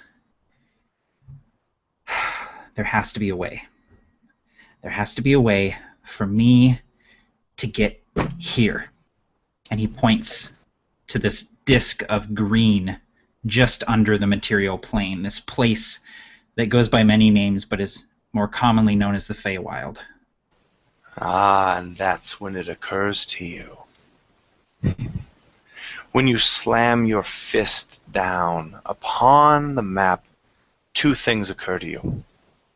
The first thing is how magical you actually are. But you never knew it. But the second thing is that the shortest distance between 2 points is not a straight line. No, you will have to go through multiple places. In this case, one strange place in particular. Orin Bramble, you slam your fist down onto the map, exactly where the Feywild is, and you fall through it, like falling through a puddle of molten glass. After spinning and spinning and nauseating anti-gravity, you finally find yourself slammed into a chair. Orin, you're in a chair, and a mug of wonderful ale is set in front of you. You know that you're headed to the Feywild. It's going to take a little ways to get there. As the woman who sets the mug in front of you says, "Well, welcome, young gnome. We don't get many gnomes around here. Welcome to the Wayward Wanderer." And that's where we're going to stop.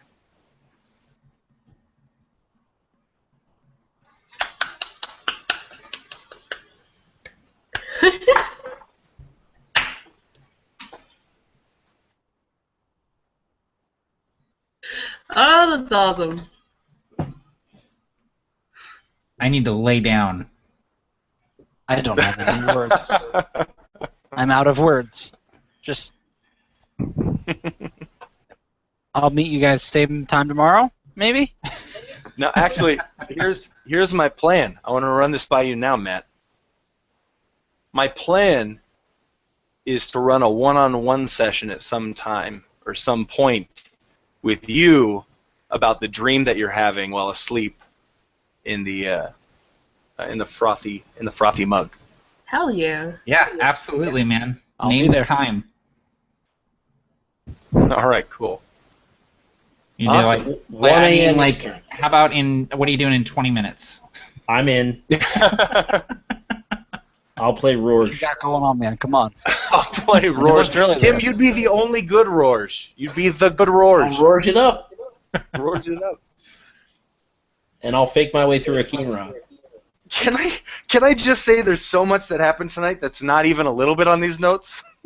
Dude, so much happened. I can't imagine that if you prepped any of that, you're the master. I'm like, holy cow, it was just cool thing after cool thing after amazing It thing. was, dude. It was like season finale, and I was like, yeah, this is the best.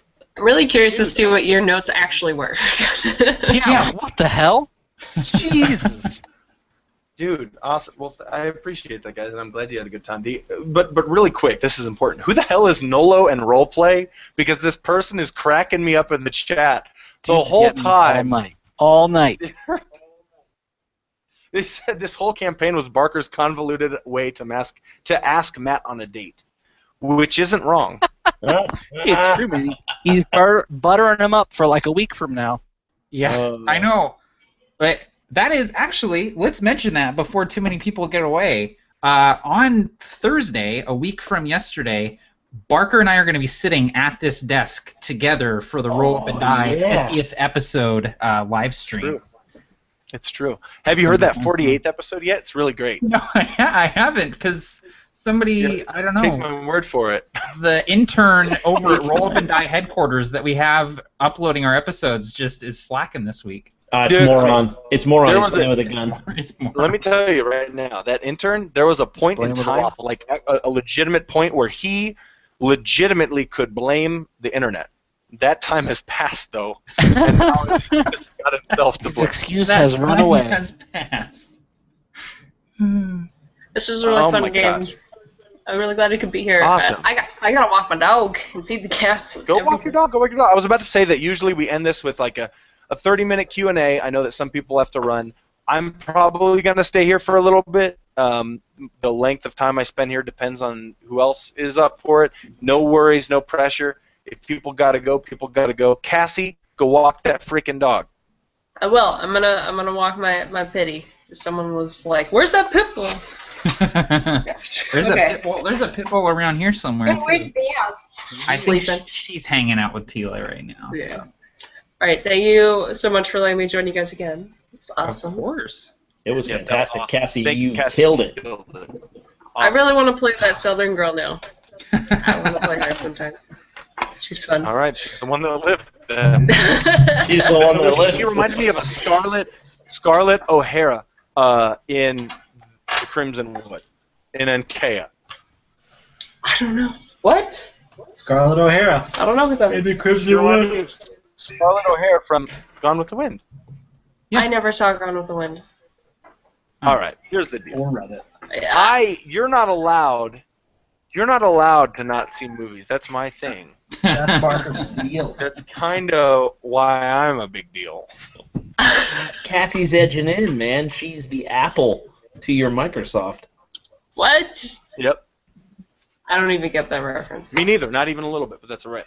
Not even a little bit. Okay. But yeah, Gone with the Wind. I'll get there eventually and look up who this lady is, Scarlett O'Hara. All right, night guys. Good See night. ya. And thank you everyone else for joining us. It's awesome. I'm in for as long as you want to hang out, man. Cool. Yeah. James, you jettisoning? No, I'm here. I'm just going to go pee and get a drink, but I'll be back in 2 minutes. Oh, cool. What about Matt? I'm here, man. Oh my goodness gracious! All right. So we'll take questions. Usually there are some questions at the very end of the game. First of all, thank you everybody for watching. This was a really fun game, and at first this game was going to be Hallowhall. That's what it was called at first. I was just going to boom, you're there. But Tim mentioned something a while back, like, you know, it'd be really cool. It's really important for me to be able to see all the changes we made in this world, in this area. And it just occurred to me that all the changes you can find on the old road. And so it just seemed like a good place. So this had to be a kind of a prequel to Hallowhall. So it was kind of all scrapped at the last minute, and like my usual games. And I took a bunch of notes, and we got through about a little over half of them. And yeah, this was a lot of fun. Thanks, guys. You guys fucking rocked it as usual. Dude, thank you, man. Yeah, man. Thank you. Had a blast. Like, the thing I love about your games is that, I don't know, man. I just feel like it's a different tone and flavor than any game I've ever watched or played in. But it's not so foreign that I feel like it's not something that I can really get into and be close to. So it's this like really unique thing. It's like eating delicious, crazy sushi or something. Like, it's the wildest thing. Yeah, I love how, like, this campaign has such a unique feel, and like we're playing with big ideas like time travel and dimensional travel and, you know, a cycle of events and flashbacks, flash forwards, meanwhiles, playing different characters, like, but it's all very, like, I never feel confused. I never feel like I'm holding on for dear life. I feel like it's all one story being told, like, through different lenses and things like that. So yeah, you're doing a baller job running this game, Barker. So I wasn't here for whatever prompted that, but I have to agree that absolutely this was like cool thing after cool thing after cool thing after amazing thing. It was just so much fun. Yeah, I'll say, though, that if this is the toast part of the game where we're all stroking each other a little bit, I'm going to jump in and say I have the ability in this game to shut up, and then I just mute my microphone, and all of a sudden someone else starts talking, and then two people start role-playing, and then a third person jumps in, and then the fourth person jumps in, and it's just awesome. So like it just every single time we play, it's proof to me that the players make the game, man. So, and that's, you know, if you're watching, if something's not working out, you know, it might be the players. Well, and like, thank you for taking my dumb special snowflake concept of a gnome who can't talk, but an owl familiar who can, and they like spent 2 weeks in the Feywild, but it was really a century. Like, having that all like come to fruition has just been so rewarding. So thank you, man. Sure thing, man. That was one of the things I was worried about when I started this game. I was like, all right, let's do this regular D&D, and everyone turned in their character sheets, and everyone was playing weird ass races or like weird ass and Quint, except for Quintrek, he was the normal one, and then all of a sudden he's like, fuck it, I'm gonna be weird, and he's like just turned into a drow, and it's like, all right, okay, all right, everyone's weird, and it in a way though it was perfect because it shaped the game. It, you know, it made me think like, okay, how would a group of adventurers that are all weird races, how would people react to that? And people would react to that in a different way than seeing, you know, 4 humans. You know, people would call them freaks. People would be afraid of them at first, you know. And it took a while, and now everyone's kind of like, oh, we know who the Winds are. You know, those, you know, that it's not even a big deal that Nymeria is a tiefling. In session 1, the girl told Nymeria, the little girl told her that she was beautiful, and her mother pulled her away, like, don't talk to that thing. But now it's like, oh, you know, everybody. It just gave me a chance to really build this, to really, I don't know what I'm saying, but to take the whole weird character, special snowflake thing to heart, and actually work with something like it. So I don't know. It was really cool for me. So I'm happy that you're a snowflake. And nobody has ever felt to me, like, not that my opinion matters much, but nobody's felt like a snowflake to me. Everyone has been a human, like humanized, human condition wielding character that happens to have some unique things, but those unique things are never the focal point. And that to me is huge. Yeah, because I feel like you can be, when I say special snowflake, I mean somebody that makes a special snowflake and plays them that way. But we all have sort of, I feel like, played everybody normally. You know, the idea was it wasn't like my character is special and I'm playing them special. It was like, yeah, my character's a little unorthodox, but I'm a normal person. You know, I'm a regular person, and they're just, this is my life.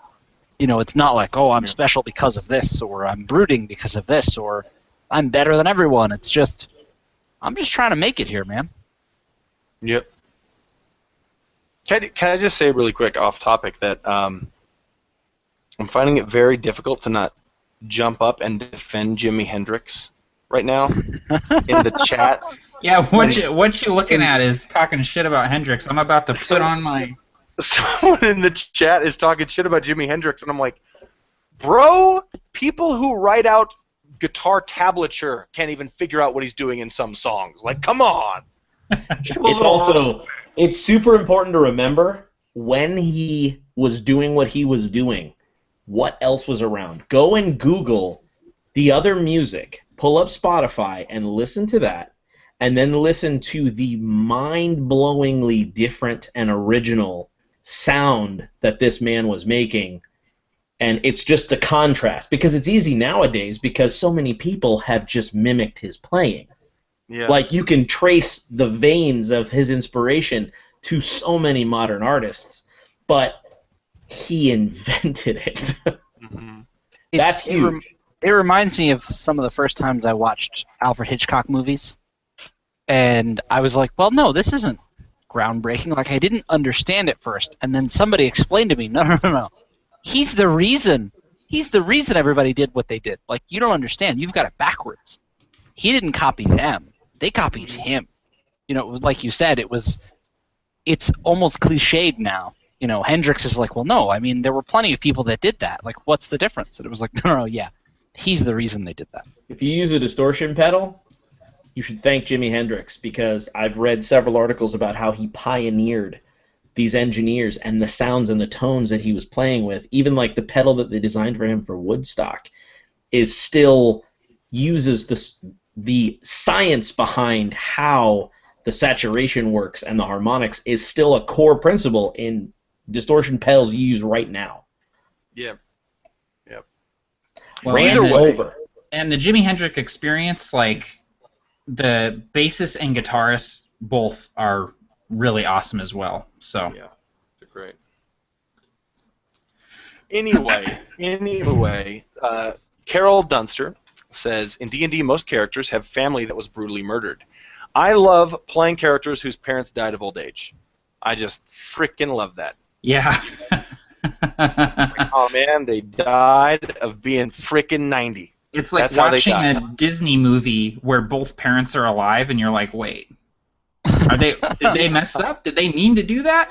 You're like, wait, it's not 5 minutes haven't passed yet though, so one of them has cancer, right? Yeah. You're playing a D&D game, and if your parents are alive, it's like, well, that's weird because you got to check in every few days. Hold on, guys, I got to stop adventuring, so I got to go out to dinner because my grandfather's paying. Yeah, I mean, come on. You're playing a D&D game, and your mom calls you wondering where the hell you are. Dude, yeah. Master, you've received a raven. What does it say? Papa got a new chair. In all caps. Oh, shit. He's right home, in all caps. Don't forget it's JoJo's birthday party the second Thursday, all caps. So how should I reply? Simply 2 words. Papa bless. Papa bless. Papa bless. Like, you'll know not in front of my friends, Ma. Oh, man. Man, no one's asking any questions. I don't think. People are just like... They just like watching us make stupid jokes. Watching us be idiots, I guess. All right. Yeah. Questions or comments? I guess we're cool with comments. Matt made a comment here. Matt made a comment about Kurt Cobain, and I want to address it. Matt said he didn't like Kurt Cobain, and I'm going to say this. I'm going to concede something. I love Kurt Cobain, but I think if Kurt Cobain didn't live, someone else would have been the Kurt Cobain. Like, he's one of those figures in history that he would have been replaced by some other dude doing the same thing that he did. Yeah. Jimi Hendrix, if Jimi Hendrix didn't exist, I can't say that there would have been another exact same type of Jimi Hendrix person. Yeah.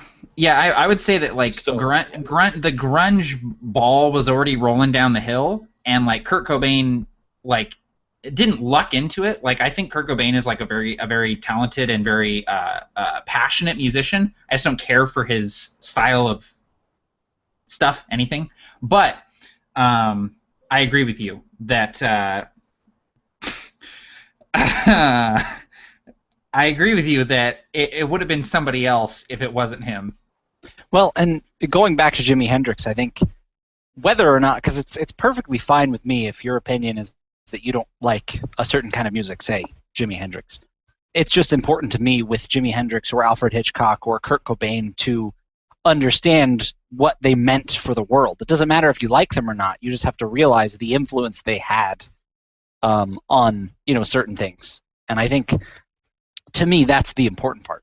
Is it's like, no, but without them, things wouldn't be the way they are now. Whether you like that thing or not, whether you like Kurt Cobain, Matt, it's like, well, yeah, but that's a thing that nobody will forget.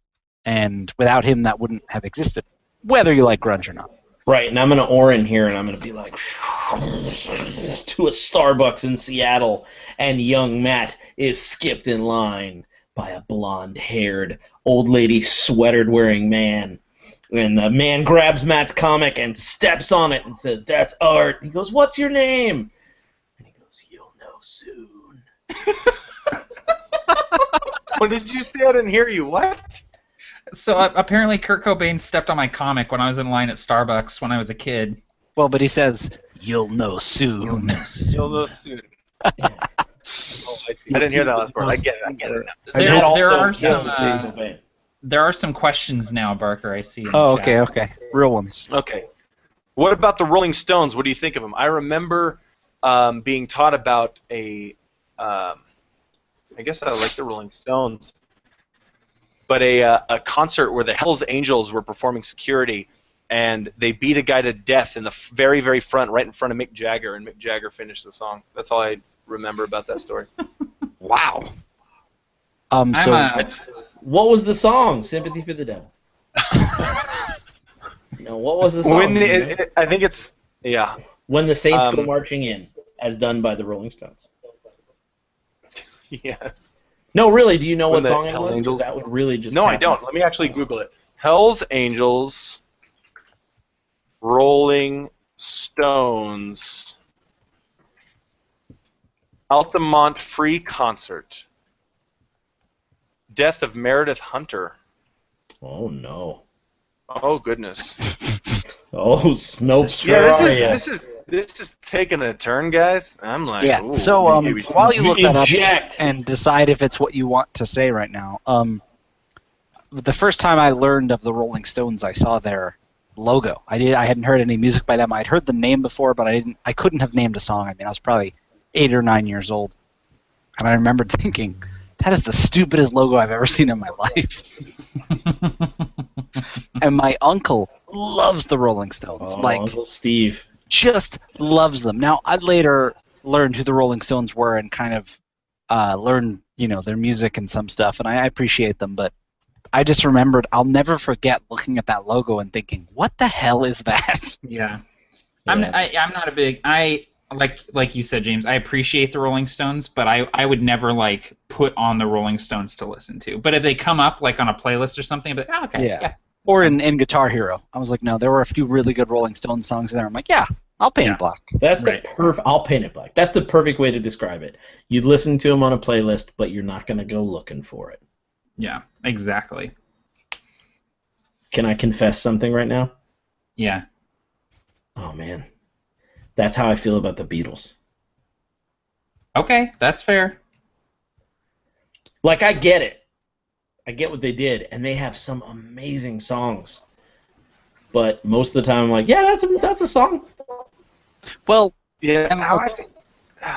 Go ahead. All I was going to say is that the Beatles is that they sound a lot like Buddy Holly until they didn't. And at the point when they didn't do that doo-wop type of sound, that's when they started becoming the Beatles. Yeah. And that's when they started sounding good. But their early stuff was all like, okay, come on, I can, all right, One Direction, in the 19... yeah, and I can dig way more on that.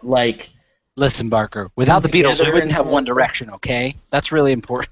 I'm like a day in the life Within You, Without You type Beatles fan, where I'm like, dude, give me like the weird, like cutting edge type stuff where they were like doing things that no one had done before in music. Like if you listen to the drum beat in Within You, Without You, you're like, the Beatles invented techno.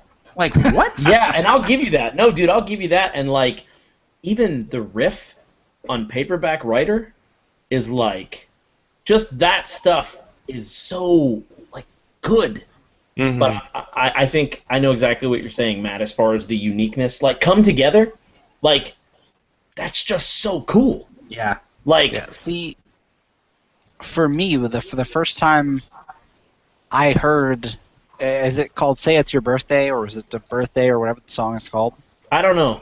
I literally thought to myself, there's no way that's the Beatles. I thought the song listing was wrong. I was like, there's absolutely no way that is the Beatles. And it was, I remember discovering the rest of the Beatles, what I refer to as the rest of the Beatles. So we had the first Beatles I ever heard was I was a kid, I mean, they came out way before I was alive, was the Beatles 1, which was like, say, 16 of their greatest hits. Yeah. By greatest hits, they meant most popular songs, which didn't include any Sgt. Pepper stuff, any of that really weird, Happiness is a Warm Gun type stuff. It was all the upbeat Paperback Writer type stuff. Yeah. To me, that was the Beatles. And then when I learned about the rest, I was like, who the hell is this? And what have they done with the Beatles? That's true. I'll say something, though, that's going to get people throwing rocks at me. People are going to hate me. I'm going to say that the greatest rock album of all time was recorded in 2009. Oh, boy. Stabbing Westward. No. It's by, what do I have to do? No. No, It's what? by a band called Them Crooked Vultures, and I believe it is the best rock album ever made. It's so good. It's Period. so good, Barker. And the fact that they have not recorded and released a second album, I wake up every day and I shed a single tear because there's only one Them Crooked Vultures album. And I don't want to live in a world where there's only one Them Crooked Vultures album. It's true. It's true. It's technically, I guess it's technically a supergroup. It is. Not technically. It is literally the definition of a supergroup. But it's so technically good. Because it's like, Yeah. no, listen, like it's But colloquially, technically is like skating by. you get that's true. You get Yeah. the best of Led Zeppelin, Queens of the Stone Age, and like Nirvana, Jim Foo Morrison. Fighters, just like in a Throw band. Jim Morrison in there. Yeah, and it's just fucking perfect. It's so good. Look, I love Dave Grohl So on the good. drums. Like, I get it, and I know that the Foo Fighters need Taylor Hawkins, and he's great, but he is no Dave Grohl. No. Dave Grohl has them riffs. Yeah, And man. Matt, that is why I'm actually surprised. When you say you don't like Kurt Cobain, do you like Nirvana? I like Nirvana. I don't care for Kurt Cobain. I think I Got love it. Nirvana. I love Dave Grohl on the drums. I love Chris Novoselic on the bass. Like I just don't care for Kurt Cobain as a singular entity. Perfect, because I'm like, dude, you cannot ignore those Grohl drums. Oh no, yeah. Just all And here's we're getting the predictable stuff. This is the stuff that I expected. All right, people saying silly youngins, right? Which is I think probably a little sarcastic, but I'm telling you, every single person here has listened to rock and roll, and we're talking old rock and roll. Sure. Everything back to Muddy Waters, like really everything. And I still legitimately believe this is the best rock album ever made. Like, you gotta listen to it. Like people think the greatest rock album came out when they were young, but it's like why couldn't it come out when we were young? Like why is it necessarily better back then? People today are still writing amazing music. Absolutely. And Them Crooked Vultures is like the lyrics, the way they're written, the way the songs are structured, like you never know what is going to happen. Like I listen to that album constantly and I still go, oh, I forgot about that part. Oh, I forgot it speeds up right here. Oh, I forgot the drum beat goes reverse here. Like he's playing one way and then he switches to playing on the 2 and the 4 instead of the 1 and the 3. Like it's just like, oh my god, exactly. That's the first song, man. Like, dude. Oh my god. I gotta ask you though, because, all right, Them Crooked Vultures and versus Pink Floyd's The Wall, or do you not consider Pink Floyd rock? So I consider Pink Floyd rock. I think they're progressive rock. Pink Floyd is one of my top 5 favorite bands, easily. But The Wall is not my favorite Pink Floyd album. My favorite Pink Floyd album is Wish You Were Here. Okay, I'll take that. So let's even say Wish You Were Here versus Them Crooked Vultures. So in that case, I have to give it to Wish You Were Here, not because I think that it's inherently necessarily a better album, but because Wish You Were Here is like super duper personally important to me. Like, it has so much like emotional weight to it for me, right, that I can't separate Wish You Were Here from my just personal love for that album. Like, I can't just look at it as a piece of music. Now, I will say The Wall is my favorite Pink Floyd album, but I will say also that I believe Them Crooked Vultures still beats it. And Can I probably tell you? for a very similar, maybe it's possible for a very similar reason that Matt just gave for Wish You Were Here. Oh, gotcha. Because I was going to say, to me, the reason why I would give it to Them Crooked Vultures as a mate, like, listen, I am not knocking Pink Floyd at all. Like, they did it. They made a perfect thing for a long time. But Them Crooked Vultures seems more rock and roll to me, like the rock and roll vibe. Right. If that makes sense. Like, they nail it. The logo, the sound, the tone, whereas Pink Floyd, like you said, Matt, it's certainly more technical. It's like psychedelic rock to a degree, like, so. I mean, you listen to Them Crooked Vultures, like the Josh Holmes slide guitar, just like, like, you're just like, that is rock and roll right there, like with the drums, and I mean, that's just straight up rock and roll. So all right, okay, go ahead, James. I'm sorry. Well, I was gonna do the same thing. I'm like, we don't have to talk about it because I feel like we may fundamentally disagree, but I'm like, Led Zeppelin 4. I'm like, come on. Yep. Like, just the solidest lineup of songs. You're like, how? Not a bad song on the album have been on there. I'm like, come on. It's like that's tough. It's like it's like a Led Zeppelin greatest hits album that came out. They released. Yeah, that they just released. Oh my god. All right. Okay, so one last thing. That's the best thing ever. Oh god. Lloyd Collins made that. Oh, Lloyd, you're my spirit animal, buddy. Jesus. That's reasonably warm, Carl. Carl. God. Oh my god. Oh god. Oh wow. That made me choke laugh. Oh my god. That was amazing. Oh man. Whew. So one last one. Them Crooked Vultures. Yep. Or Fall Out Boy. I'm kidding. Oh, wait, are we talking about? Or Okay. Adam Lambert trespassing. Or Adam Lambert. Or Chris Daughtry. I'm Going Home, the single. You look so good in blue. All right, I'm with you.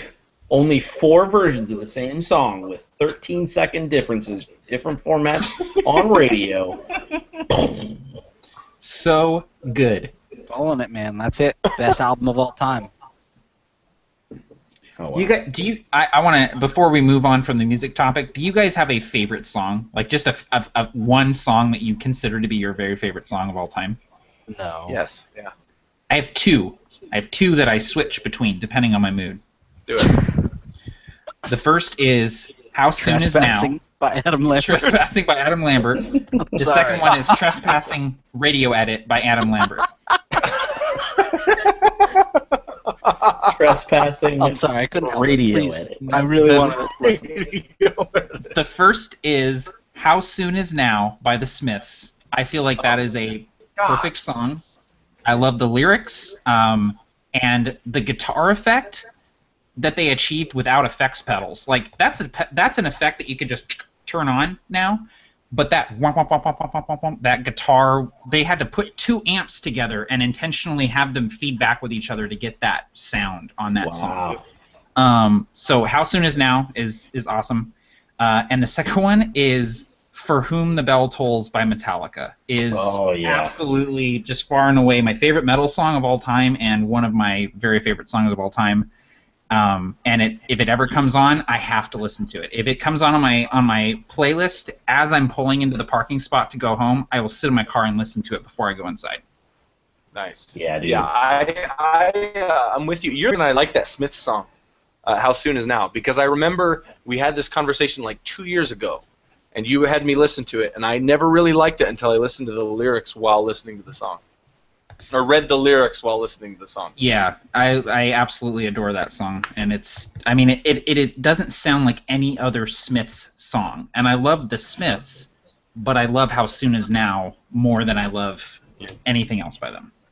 So I'm not saying it's my favorite song. It is definitely a song that I love, but you reminded me that similar sort of thing where there are effects that people work really hard at. And I'm not sure, I'm pretty sure that this is a manual effect, but the song Hard to Concentrate by the Red Hot Chili Peppers on Stadium Arcadium. He does, I'm pretty sure that he does a manual volume swell every time he does. hits a note. And I'm like, it is just... Yeah. He absolutely does. Because so you can hear the nuance. Yeah, like it's just, I love it. It's so good. It's like, because it's not perfect every time. Like, in a good way. It's not mechanical. I don't know. It's just, it's so good. That whole album is littered with that. Those nuances of John Frusciante not playing it perfectly, but that makes it him playing it perfectly. Yeah. All right, so everyone's getting out their pitchforks in the chat. Well, no, we haven't finished. Tim and I haven't fucking talked about it. Go for it. Let them pull out their pitchforks. Tim, what's your favorite song? So this is sort of what Matt was saying before about something like that has such special personal meaning to him. And for me, the very short version is I was sort of realizing that I was wanting to be a creative person. And the way I was raised, not necessarily by my parents, but everyone around me was basically saying, you don't do that. Get a real job. You shouldn't do that. You shouldn't write. That's not a real job. You know, you shouldn't play music. That's not a real job. Get a real job. And I mean like vehemently. Some people in my family, again, not necessarily my parents, but to some degree. And the Mission Impossible 2 soundtrack came out, and one of my good friends got it for me for my birthday. And on that album was the Metallica song "I Disappear," and it was markedly sort of not Metallica that I knew at the time, and I don't know why, man, but that song is just so important.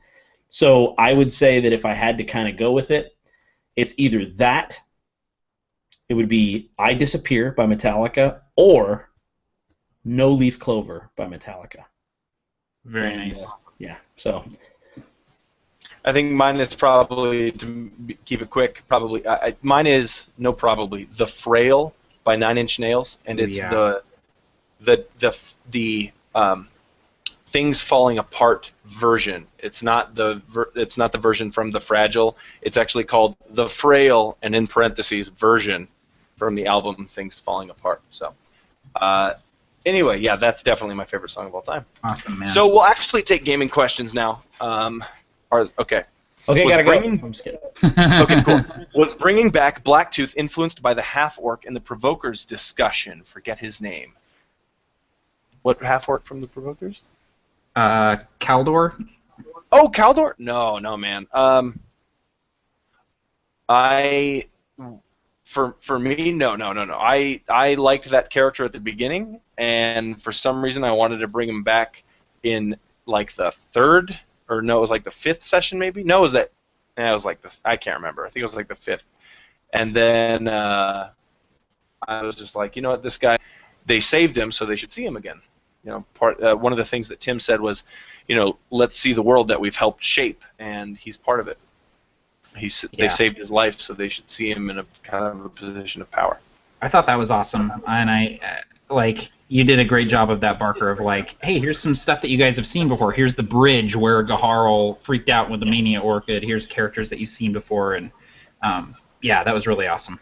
Yeah, cool. I was in the same boat. Seeing him was just a really cool moment. Like, there's just something about there's sort of callbacks like that. You know, that and the Endergreen Reserve was another good one where it was just like, it's just cool because the world exists around us. It feels really cool.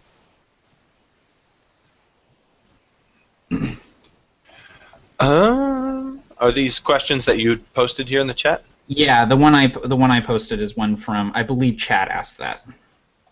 Did you anticipate the time traveling prior to the campaign outset? The Orin's time traveling, all I have is Orin's dream, go anywhere, just improv it. And I had Nymeria, Aust Leodan, Wood Elf Village, tickets, warning. And then, well, I'm not going to tell you guys that part. But that's all I had.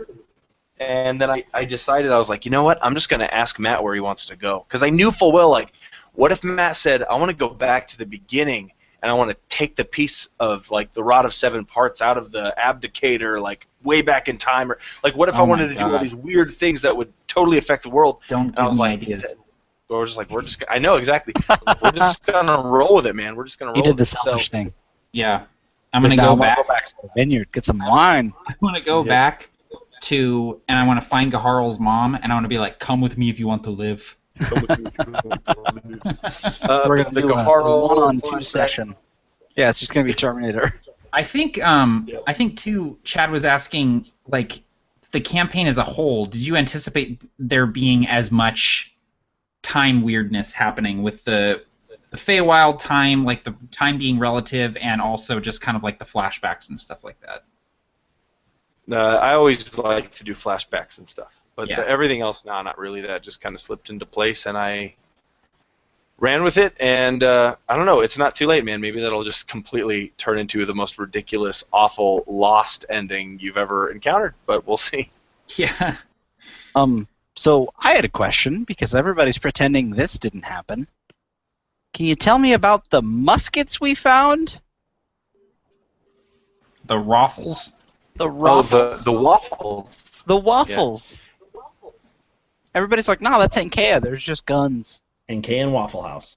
Yeah. I decided, and I talked to the guys about this. I wanted Ankea to be I wanted it to be like playing D&D in the 17th or 18th century. Seemed really cool to me. Like, I've always wanted to run a game like that, like Revolutionary War or Napoleonic Wars, but D&D. And so that's kind of the flavor that I'm infusing into the world, and that's what it's going to be. I just love the idea. Oh, go ahead. I was just going to say that I love that it wasn't jarring at all to introduce that into the world, Barker. Like, it's almost like that flavor was already there, and you just figured out, like, here's the linchpin for it to really just, like, lock that into place. Like, we already have the airships. There's already kind of just this cool sort of almost World War I feel with the elves and the dwarves and stuff like that, and the assassination taking place. And so having the rifles show up and having it be like, oh yeah, this guy from elsewhere in Ankea brought rifles up to Sir Salin. It was like, okay, yeah, that feels right. Like, it feels right that they would be introduced at a time of war, and that the dwarves would just be like, hell yeah, give us these, because the elves are kicking our shit in. So it just makes sense. I love it.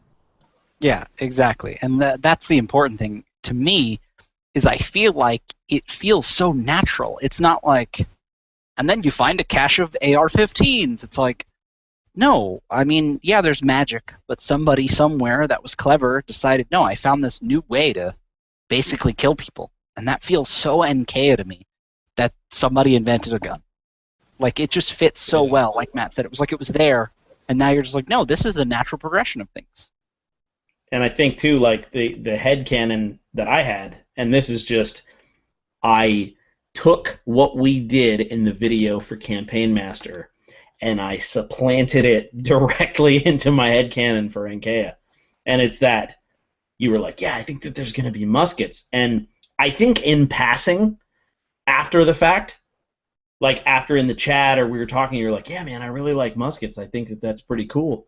And you were like, I might put that in Ankea. And to me, that was like, oh, okay, they're in Ankea now. So when you brought it back up, I was like, oh, yeah, didn't you know?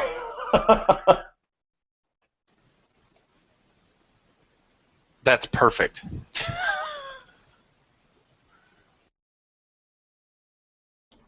What You Looking At had a good question. He wanted to know more about the muskets. He wanted to know if they were rifle-barreled, so if they had the rifling on the inside so the bullets spin, or if they're straight. I'm curious about this too. I don't know. They shoot balls. They shoot balls. Somebody's gonna discover rifling pretty soon, but it's like Civ 5, where like you didn't get to rifling yet. You're still on. If I played Civ 5 more, I could name whatever the one right before that was. You're still on metalworking. You know what I'll say? Blunderbuss. But you know what else I'm going to say? I'm going to say that I'll say that imagine a world where magic doesn't exist, and then all of a sudden overnight it does exist. And the people who are magical are called the touched. And they're very powerful. And that scares people.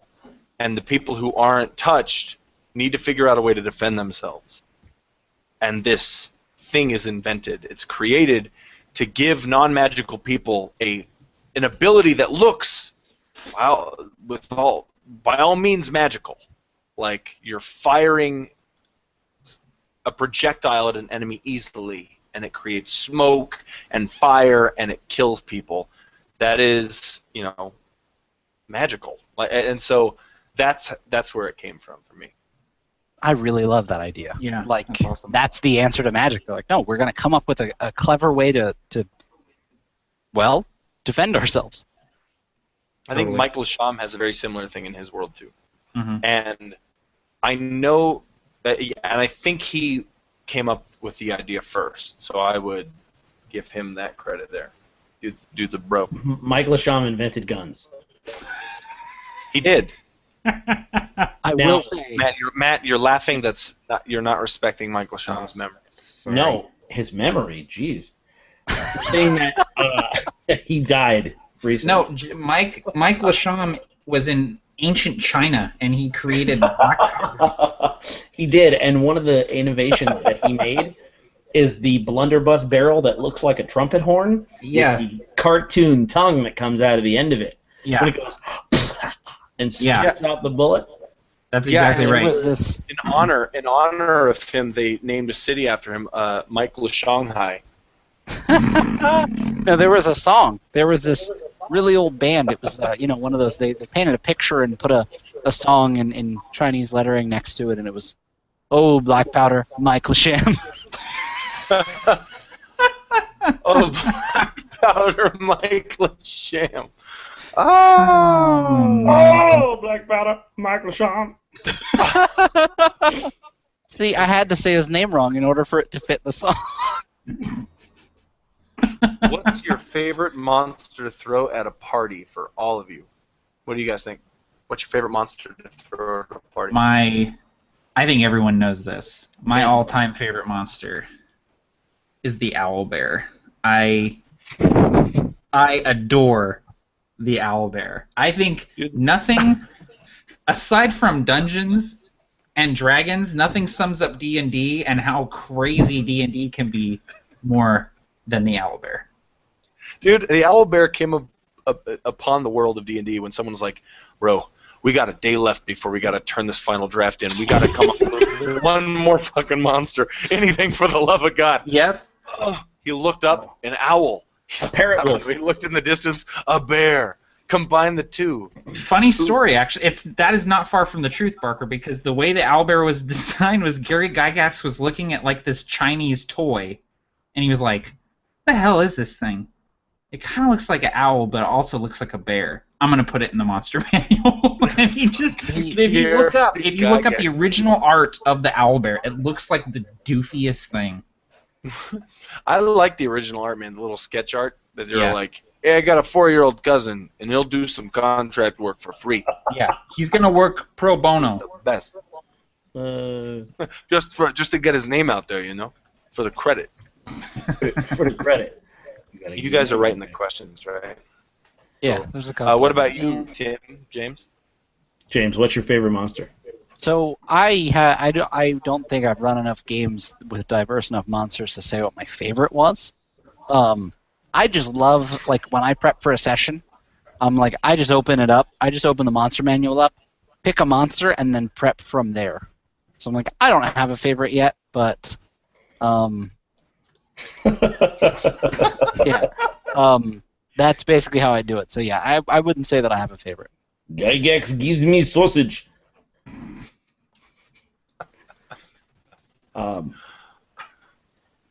I also am going to cop out. I have a favorite monster, I think, would probably be a lich. I just love that whole concept. But I don't love throwing liches at the party. So my favorite monster to throw at the party is something that's surprising but inevitable. Not too snowflakey, but just a little bit from like what exactly you'd expect. Yeah, I tend to like monsters or specifically things that have very specific goals. I like running more intelligent creatures than non-intelligent creatures, because it's all fine and good if a werebear comes out of the forest and tries to attack the party, but it's way better if somebody lures them into a trap and sort of narrates their grand plan while they try to kill them. So Care Bear That's like versus super Werebear. my style.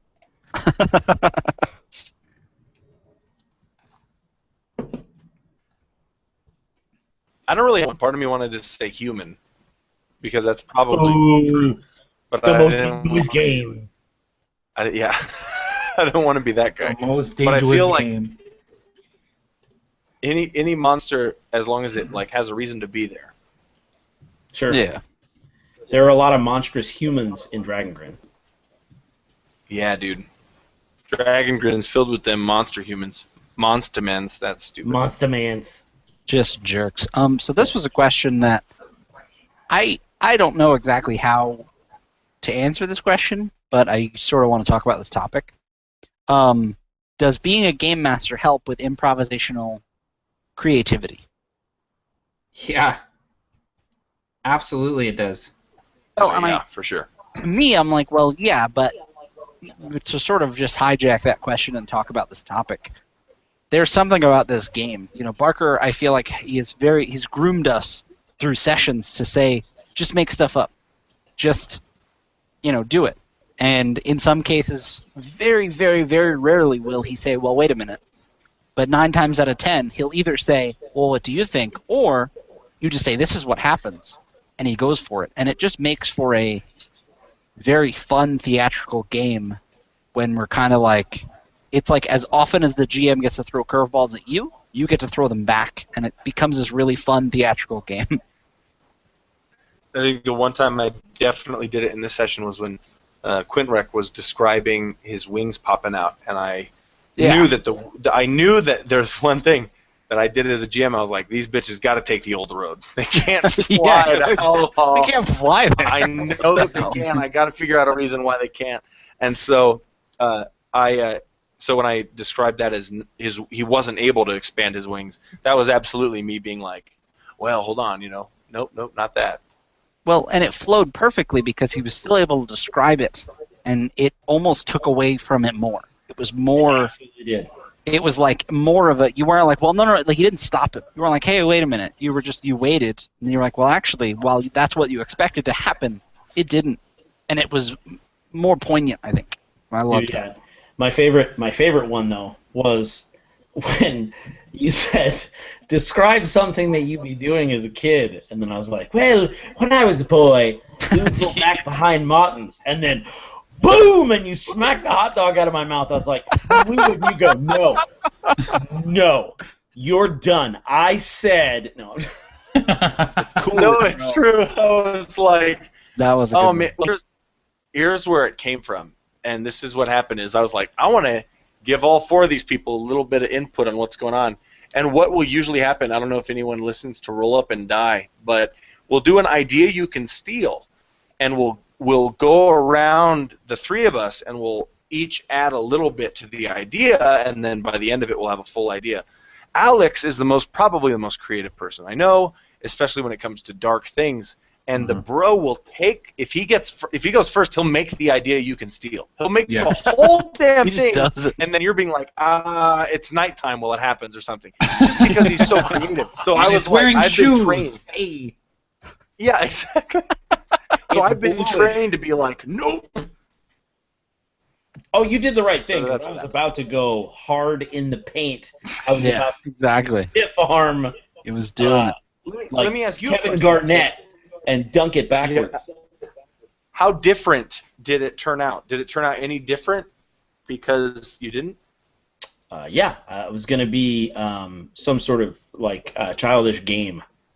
You guys are going to go back there and smash light bulbs in the alley. I was going to, like halogen lights. I was going to be like, hey, look, they're making these at the factory. I was like, these are full of powder. Ha ha, light.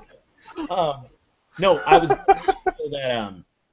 But the idea that popped into my head immediately was it was going to be a simple game that one of Quint Rex's brothers was going to make like really dangerous, like introduce a dagger or something that was like, whoa, like suddenly Russian roulette. Right. Hey, wait a minute. Yeah, we're playing jacks, and he's like, yeah, but look at this ball of nails. Look, I found a musket. And you're like, hey, wait a minute. This is Hold on. Flashback. No, you got waffles, Axel? So, I just want to bring a part of the game up. I loved it. Oh, go ahead. I just wanted to make it that I was totally... I've gamed with you enough, Barker, that I could make the joke that you slapped the hot dog out of my mouth, but that hot dog needed to be on the ground, smashy in its own ketchup. It needed to be a hamburger. And I like I said, I do want to say that it's important, I think, as a gaming group to make sure that that sort of thing isn't awkward or you're not, punishing someone or anything. It's like, no, you can tell your player to stop, but when you can, let them go for it. But something I wanted to mention was, Barker, some of the most fun and difficulty I've had improving in all of your games was the game we played in the Tavern. Was just some of the most fun I've had role-playing a character ever. Like, I don't know. It was amazing. That was my absolute favorite part of the session, and there was so much other cool stuff that happened. Do you guys remember the name of the person who Blacktooth learned the game from? Lloyd Collins. Jarl. Yeah, his name was. It was a Jarl named Dim. Yeah. It was so perfect. Because I was playing in Fate of the Norns, and Lloyd Collins, whose YouTube channel is Jarl DM, he did that, and I was just thinking like, I'm putting this in the next Wins game, just because it's just such a brilliant idea, man. Oh man. And it was it was so cool and so much fun. I messaged him in the middle of the game, and I was like, "This is like the best thing to ever happen in this campaign. Like, thank you." Just because it was just so much. It was just so much fun. Yeah, that was a blast, man. That was really fun. It was awesome. Oh, so I don't know that we ever. I think we just said yeah to the question, but the reason for the answer of yes, DMing makes you better at improving is because, be honest with yourself, you probably won't truly try to improv otherwise. And so it puts you in a situation where you're forced to do it in front of people. And if you do it with the right people, it's a good environment where everyone can feel comfortable and learn. But aside from DMing or an improv comedy group or something, it's difficult to practice that thing. So that's why I think absolutely, because you're doing it more often. Yeah, and one of the examples I usually use is like, if I sit you down and I put a blank sheet of paper in front of you and I say, write a story, versus it's going to be harder to write a story than if I set a sheet of paper down with the first line of the story already written on it.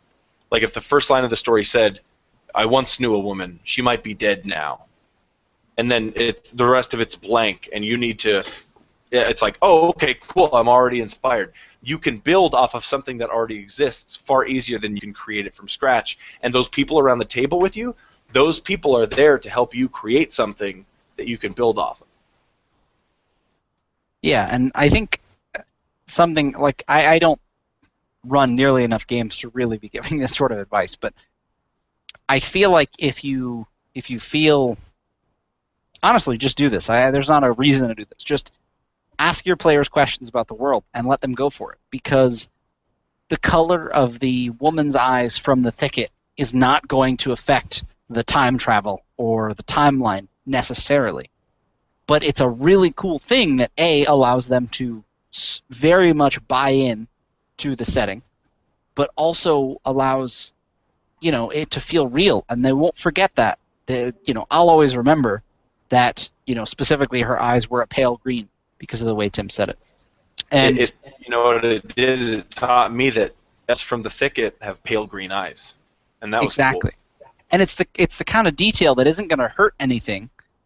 It's a detail that you may not have thought of otherwise, but it's a detail that now exists. And I feel like allowing your players that is really going to make them, I don't know, that's a lot of the reason that I love this campaign, is I'm so in. There's so much buy-in for so many different reasons.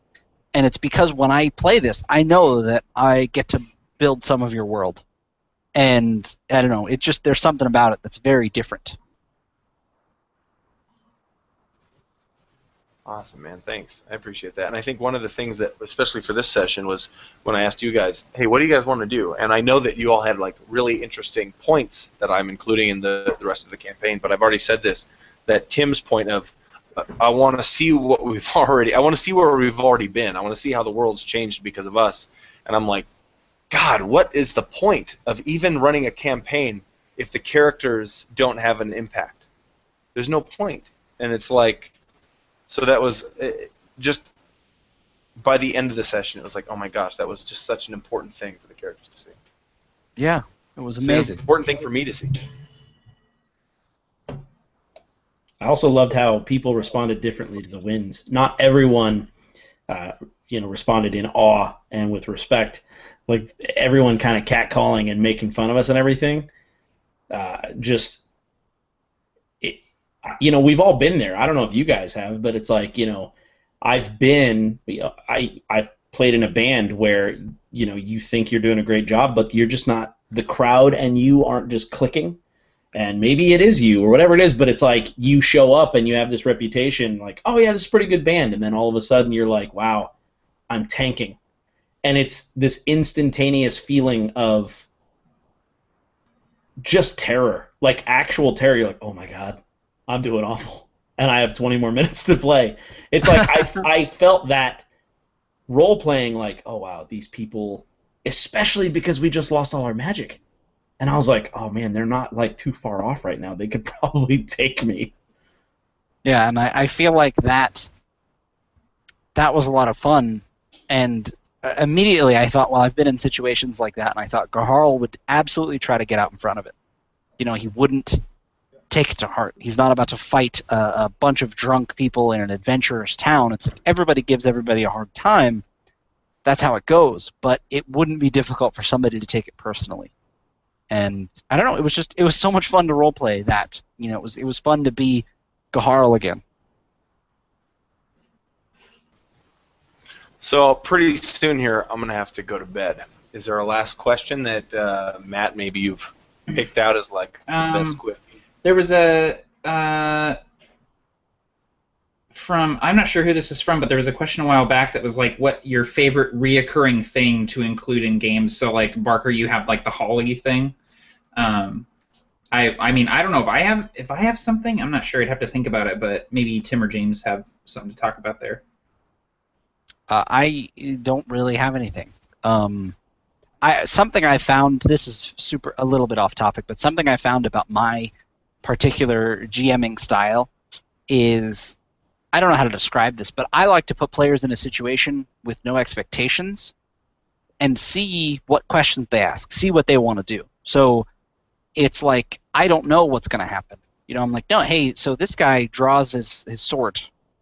Like, well, you could fight him, you could try to talk to him, but I'm not like, well, I hope they do this. I'm like, no, I want to see how you react. I'm like, I love the almost reality show style of, I'm going to put you in a situation, and I'm just going to make up what happens from there.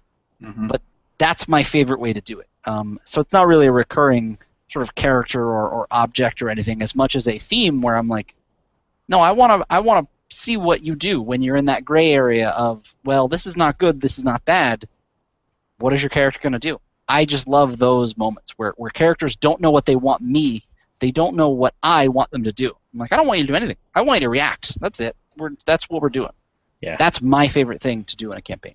What changed my life DMing, and it was just recently, I stopped coming up with solutions. I just started coming up with problems, and I thought, I'm trying to do both jobs, and it's not my job to do that. Exactly. So, like in the Crux game I just ran, I didn't have some sort of grand plan. I thought, I'm going to put these problems in front of them, and if they die, it's their fault. And if they get out of it, it's their fault. But I used to try to come up with the solution, and that's bad news. So, yeah. Because the players always outsmart you. Yeah. Or they always outsmart me, at least. Yeah. What about you, Matt? Did you say there was anything in particular, or? You know, I would say that the thing that I really, really like is things that have always been around. And that sounds weird, but an example would be the troll in the Provokers. Like, dude has always been there. There's no origin for the trolls. They have always been there. And, like, the lifespan of even an elf to them is like a moment. And they've seen so much and experienced so much. And I love the idea of things like that that are so outside. I think it's my love of Lovecraft lore. Like the idea that like mortal existence is so fleeting and insignificant. And then there are these things just outside the bounds of our understanding, like the trolls, and there are these things in Aeronoth that we haven't met yet called Archons that are like that too. They've just always been there, and even if they die, their energy like coalesces over like centuries and then reforms and they take shape again.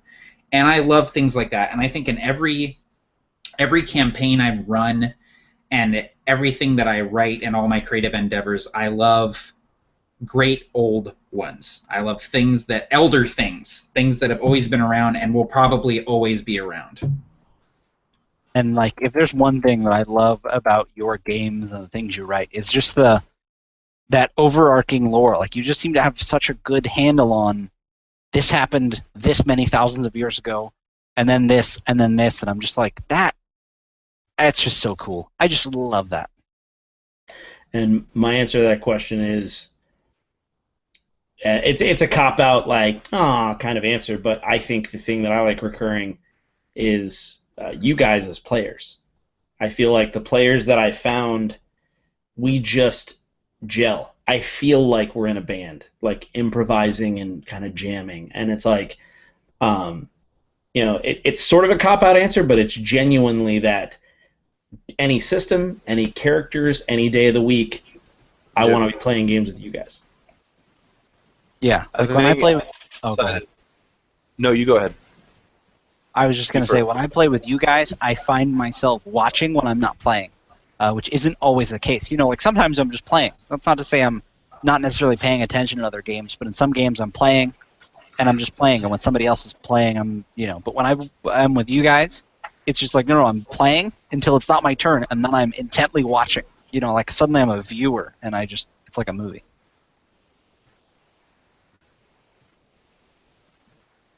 I think other than the Holly thing, which is something that I put in each game somehow, is I like flashbacks and visions. That's mine. I feel like that's, honestly, at its root form, it's just a cheap cop-out way to keep player attention.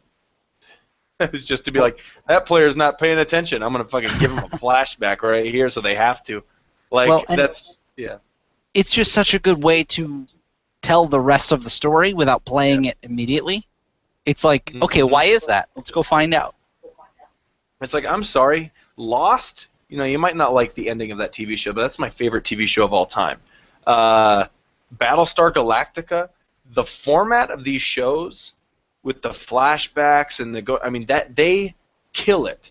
And it's rooted somewhere inside of my brain as a wonderful way to tell a story, especially when I don't know what the story is yet. That's the best part, is like, hey, tell me about something you used to do with your brothers, Quintrek. Like, and it's like, okay, and then I'm learning more about your family back at Krieg.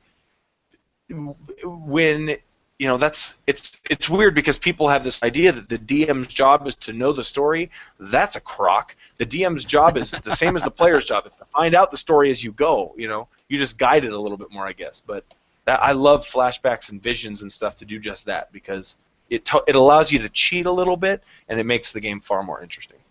Exactly. Everybody plays. You just say yes or no. Yep. Huh. All right. I'm gonna go see if my wife's awake, and if my wife is awake, I'm gonna hang out with her a little bit. If she's not awake, I'm gonna ask if you guys want to play Overwatch. What? Anyway. But okay, everybody. Thank you very much, everybody, for tuning in to this game. This session was a blast to play. Thank you, players, for jumping in. We'll go ahead before we go and just say bye-bye. Go ahead and from my left to right, James. Hey guys, I am James from Tabletop Terrors and Absolute Tabletop.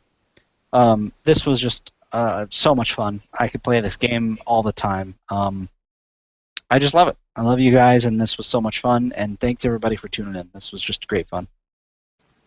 Yeah, dude, it was awesome. Matt? Yep, I'm Matt. I run the channel Fistful of Dice, and I run Absolute Tabletop with these guys here.